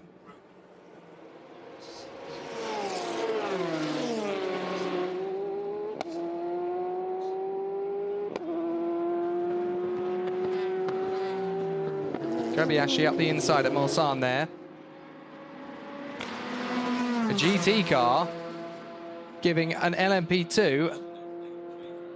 Well, no, it was the Toyota, wasn't it? The hurry up. Do you really think that's going to work? That's a prototype. You're going to give the blinkers to a prototype and think it's going to work, Mr. Porsche? It's not going to happen, mate. It's not going to happen. It depends. You know, some of these GTE cars are pretty quick, and if it's a slower gent in an LMP2 and he's getting held up across the apexes, we saw last night, you know, that there's nothing in it in a straight line. A very quick peddler in a GTE car can be every bit as quick through a twiddly bit as a less quick. Here's why Kobayashi is playing catch-up. P2 car, yeah, exactly. And I was just having a separate conversation off air with Louise about the floor on the side of that car. The floor is getting worse and worse, and that was made worse by the spin through the gravel. So you know, he managed to deploy the all drive system, get that car out of the gravel trap, but the floor is flapping so badly there. I can't see that tank tape's going to fix that now. Next driver is ready, but let's see what comes of it. I suspect they need to do something about it. You know, the fact that we're seeing these close-in shots, does that mean the ACO are looking at it too? There may be an issue with that to put Kobayashi's car, the number 6, out of contention for the victory. Let's look at it. Yeah, that's quite a fundamental problem. Yeah, I mean, I'm surprised he's not feeling it more on the balance. The times are still there. Yeah, Kobayashi's pushing. There's nothing wrong with the times, but that's a big lump of floor in a fairly important area that's broken. You know, they may even have some cooling issues because the airflow down that area of the car is where the radiators are. He's clearly getting on with still it, going, and the thing's working, but we'll see. It's clearly one of those sort of problems where if you keep going fast, then it shouldn't be too much of a problem because he's still going exactly the same sort of pace as Anthony Davidson, Marc Lieb, Oliver Jarvis. So he's there or thereabouts in the sector times where he's not being balked by a slow zone. Kobayashi is still pretty much exactly identical pace to the leaders, so it's not actually slowing him down, but then it could exacerbate. The problem could get worse. So I suppose that's their point of view. In terms of pressure, the next car down the road is 13 laps behind. That is the number 8 Audi. So that is a, what, 3-lap, 4-lap fix? Yeah, it would be a flaw. Just talking to Louise about what's going on at Audi, and they're prepping ready for some fairly major work on the number 7 by the sounds of it. They've got brake discs out and ready, which is, you know, part of standard service. We kind of expect them to push it back into the garage at some stage around now and do that. And again, we're assuming that Porsche and Toyota are all things equal on brake wear and that they're not going to have to do discs and pads at some stage, one or other. That is an assumption that we're currently making based on all these strategy calls. But yeah, there's something more major going on down at Audi. So as soon as they're in, we'll work it out.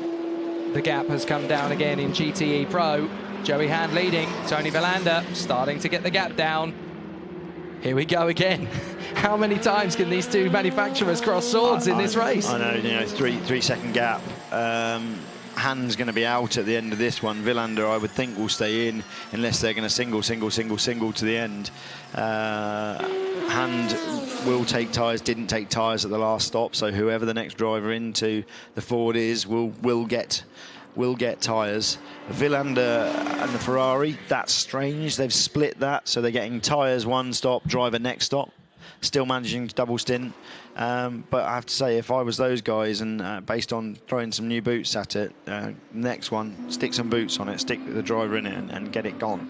That's going to be Dirk Müller back into that car at the next stop. Nick Malanga asks a question we haven't needed to answer for about 20 hours. Why do the cars still have their lights on? It's completely bright out. Now, this is to do with the fact that we started this race under safety car and the race was declared a wet race. Now, even though it's dried up and it's bone dry, the regulations stipulate that if the race is declared as a wet race, you have to run with your lights on all the way to the end. That even includes the Le Mans 24 hours. So if we started the race behind the safety car, which we did, lights were mandatory, so now they're mandatory for the entirety of the race. It's not because they can see any better with them. They can't. It doesn't make a blind bit of difference in this weather.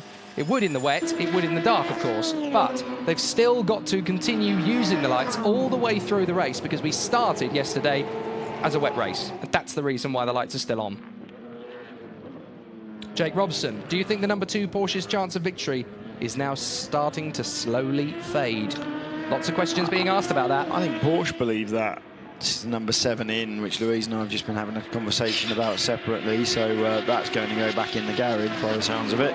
I think, you know, Porsche 46 seconds back. Davidson pulled out an absolutely blinding stint. Everything's equal there, you know, and over the last hour and a half, Davidson's just chipped away, and done that. But like we said before, you could lose half a minute in traffic in no time. You know, it's far from over now. Andre Lotterer comes into the box, so he's pitting, and we have a feeling, Louise Beckett tells us, it's going to be in the garage again. Davidson leading by 46 seconds to Marc Lieb in the Porsche now. It's a big gap he's opened up, and he's still doing 3 to 4 seconds a lap quicker than the Porsche. The Porsche is just having to keep going at the moment. I think we might have jinxed the Aston 95. Oh, no! That looks like both left tyres down. Is it just the rear? I think it's the front as well. I think you're right. No, front is up. It's just the rear. We're lucky. He's got lucky. So Turner with a left rear puncture on the way back in. I suspect Darren will come out of the car. They'll fuel it, and there'll be a new set of tyres going on that car. Who would that be to the end? Would that be Fernando Reis to the end? That won't. Would you triple? No. In a GTE car, that will be Fernando Reis in if he's ready. And then Nicky Team to the end. Team to the end, yeah. There's the 7 back in the Fernando garage. Reis isn't in that car. We've got that wrong. Oh, sorry. So Marco Sorensen. Marco Sorensen, that's it. I suspect it'll be Team in next and then Sorensen to the end. Yeah, Marco Sorensen, the man who felt hard done by Carmen Yorda on Twitter publicly. Bless him. Don't do politics. No. Politics, racing, surely not. No, absolutely. Okay, so Louise will keep us up to date with what's going on with Audi 7. You know, they're out of this, but the internal Audi battle is still raging. Oh, that's the Rizzi Competizione Ferrari. It's just a spin, I hope. That is the Rizzi Competizione Ferrari. Same place we saw earlier. Same place as Kobayashi. Now that's a lot of gravel across the track. Yeah, that's going to be a slow zone. And that is going to hand, potentially, with 3 1/4 hours to go. That gives Ford the upper hand, not just for the win. The car's restarted. Yeah, he has started the car. He's got it going. Now he's going to turn left and go back through the gravel trap. Ooh. That was a scary moment for Tony Villander. All wheels, all tyres still inflated. They're going to have to pit this. Let's see how we did it. Exactly the same. Carbon copy. Yeah, over the bump. There is quite a bump there, and if you come through there offline, stood there watching on Wednesday, and the size of the bump, the cars as you're offline, if you try to go around the outside of someone there, it is particularly unsettling. So yeah, same thing, lost it over the bump. Quiet smile in the Ford garage. We've cracked them. That's what they'll be saying. Still a way to go, but yeah, it's a long way to go. The next thing is whether Villander does come straight into the pits, which he hasn't done. So Darren Turner's made it back now, coming past us with the 95. I see a bit of bodywork coming off that car now. So that's DT in. Message from race control. Car 82 spun and continued at zone 33. They're not putting a slow zone out there. There was a lot of gravel that came onto the circuit. Yeah, 1 or 2 cars through have probably cleared that, so 82 is into the pits. That corner is now going to become Puncture City, potentially. Yeah, potentially. You know, they've been careful with what they've chosen in terms of gravel types, just trying to look for damage, but there isn't anything there, is there? Yeah, so that's... So there is the Rizzi Competizione Ferrari, the 82, having pitted. It's caught them out. They've got a fresh set of boots. This is the class that isn't so much thinking about stints and thinking about conservation. You've just got to go ugly and go for it. And that's exactly what Tony Villander did. Pushed too hard, and the tyres go back on. Now, I'm going to look down the road. Where is the Ford for Ryan Briscoe? It's not going to get into third position. No. Sorry, it's not going to get into second position. The Ferrari will rejoin in second place, but there, ladies and gents, is the third place car. Just giving Joey Hand what he needed in terms of a bit of breathing space. Yep. The dogfight is now off. But Giancarlo Fisichella getting in that car, they're out of sync on the pit stop. So again, that depends how that one's going to play out. I suspect that actually there was going to be a splash and dash anyway. So what that may have done now is play into their hands. We talked earlier about maybe some people start thinking of, if we're going to go green to the end, let's just get a stop in now, do a shorter stint now. It doesn't mean, do not write that Villander Ferrari off. If that means that they haven't got to go and do a splash and dash at the end, that could play them straight back into the game. Yep. It's so close. The Ferrari definitely not out of this yet. Yes, they've lost a couple of minutes, but they're still on the lead lap. That is crucial. If they lost the lap now, you might be saying, well, Ford have got this. No, Giancarlo Fisichella hasn't even got back in the car yet. Audi, long faces, frustrated, tired, exhausted, desperate need for energy. And it's like hitting your head against a brick wall at the moment in that crew. Nothing seems to be going right. And that's a very crestfallen Ben Trillier, who's going to take over from Andre Lotterer. All they can do now is get points. All they can do is get points. Yeah, get on with it and just see what they can do. This is a world championship. You know, they've won the first 2 rounds. They had the Silverstone victory taken away from them due to a plank wear issue at the end. They want to win it. They want to be there. And it's not just about Le Mans 24-hour anymore. So let's see whether they can come back from this next time out in the 6-hour race at the Nürburgring. Well, for those petrol heads with small children of the male persuasion, happy Father's Day. You're getting an absolutely cracking bit of entertainment to sort you out for the rest of the day. It's not a bad way to spend Father's Day, is it? No, it's not. Glued to the box. The best motor race you're going to see this year playing out before your very eyes. Hopefully I can get back and see my kids tonight, but we'll see. Same. I don't think I'm going to see my children until tomorrow, unfortunately. And all 3 of them have been bouncing up and down with joy. Daddy's going to do Le Mans. Daddy's going to do Le Mans. And yeah, I think I did that at one point as well. Daddy's going to do Le Mans. So yeah, I'm absolutely desperate to run back to see the kids. It's been a fantastic weekend, but on a day like today, you want to be near them. Marc Lieb is in the pits though, the Porsche boxes. So this could be technically 49 seconds, 50 seconds Davidson's now got. Yep. You know, he has just absolutely thrown those times in. They've not been massively quick times, but he's been able to drive away from them. Kobayashi last time round, 29. Kobayashi is coming into the pits. Confirming that there's an awful lot of tape being made up, ready for the number 6. So let's here watch we this. go. This is going to be it. The most important commodity. All right, they're cleaning it so that the tape sticks. Kobayashi's out. In goes, who is that? It's very broken. Sarrazin. Sarrazin's in the car. Driver change at Porsche was there? Surely it must be time for Marc Lieb to get out of the car. No, yes, Lieb should be out. We extended that, so I'd suggest the change has already happened. So who did they put in? Because we didn't see that. Yeah. So maybe we should be Dumas now and then Jani to the end is what I think we're going to do. Big sticky plaster going on the side of that car. Here we go.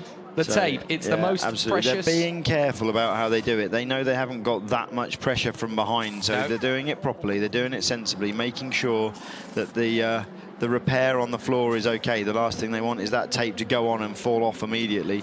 That's not on, boys. That's not on. That's not on. That's not Get on the the camera car. out of the way and go back and fix that. Do the proper job. Yeah, that's not going to do it, is it? No, the mechanics have made a mistake there. The first time that car goes down the Mulsanne, that's going to fly off. Yeah, well, it may last a little bit longer than that, but it's certainly not going to stay completely attached. They needed to get in there and give it another pat. I hope somebody's somebody in the pit lane said to them, "That's not stuck. That's not stuck. Get it fixed. Get it fixed." Well, you know that Porsche aren't going to tell them that. No, radio from number 5. Box this lap. Pit confirm. Fuel stop only. Fuel stop only. How do we feel about doing a cross in of these tyres? I feel like they could do it. Negative. Negative. We stay on half strategy. We stay on half strategy. So Anthony Davidson requesting a 4th stint on those tyres. Toyota saying, no, let's stay safe. And I can understand why, actually, because Neel Jani it is who's in the car.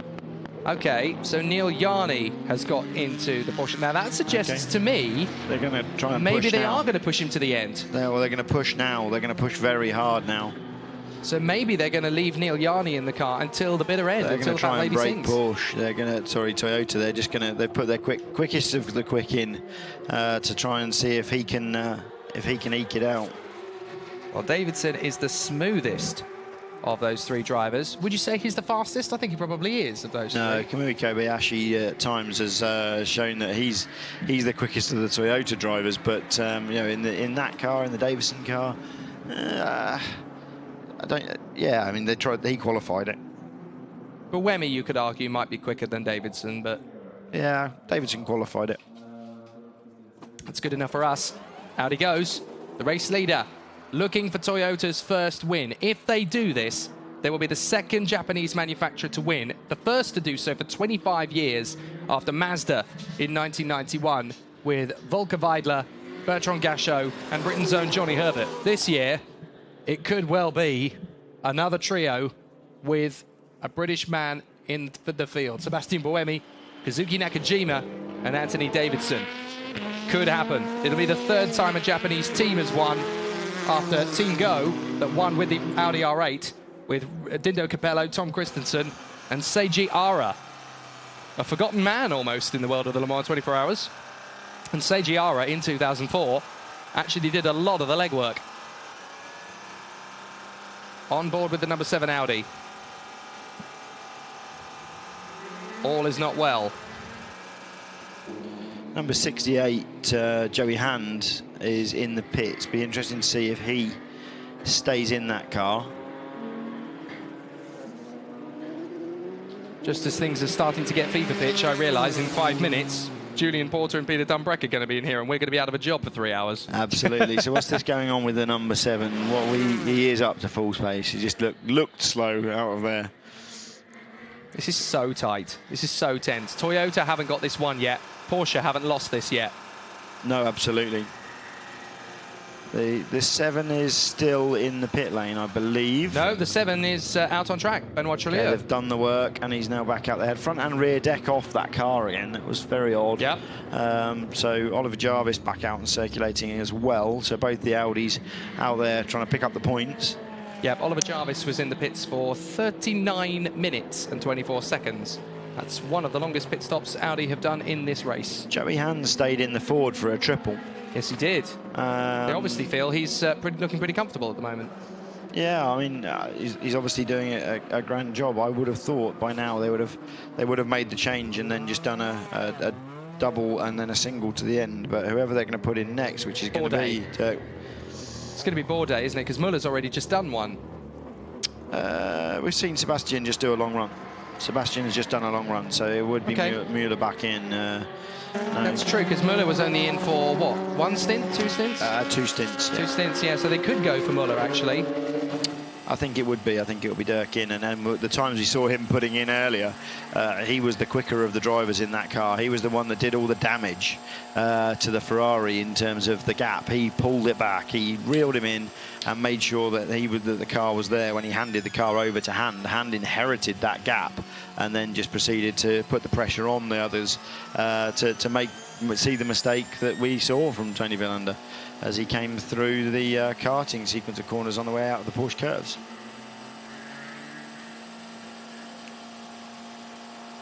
.34 must respect track limits. 34 isn't one of our front-running P2 cars. No. And there were a hell of a scrap there as the number 6 Toyota has to go round. Stéphane Sarrazin has to go off track to get round a big gaggle of cars. P2s, GTEs all in there. The AI Corvette. You can't afford to ease up for a second, can you? No, absolutely. You know, it's 41-second gap to Neel Jani now. So Jani 41 seconds ahead of Sarrazin, but Davidson 1:04 up the road now. So Davidson's nearly got a full pit stop in his pocket on his outlap.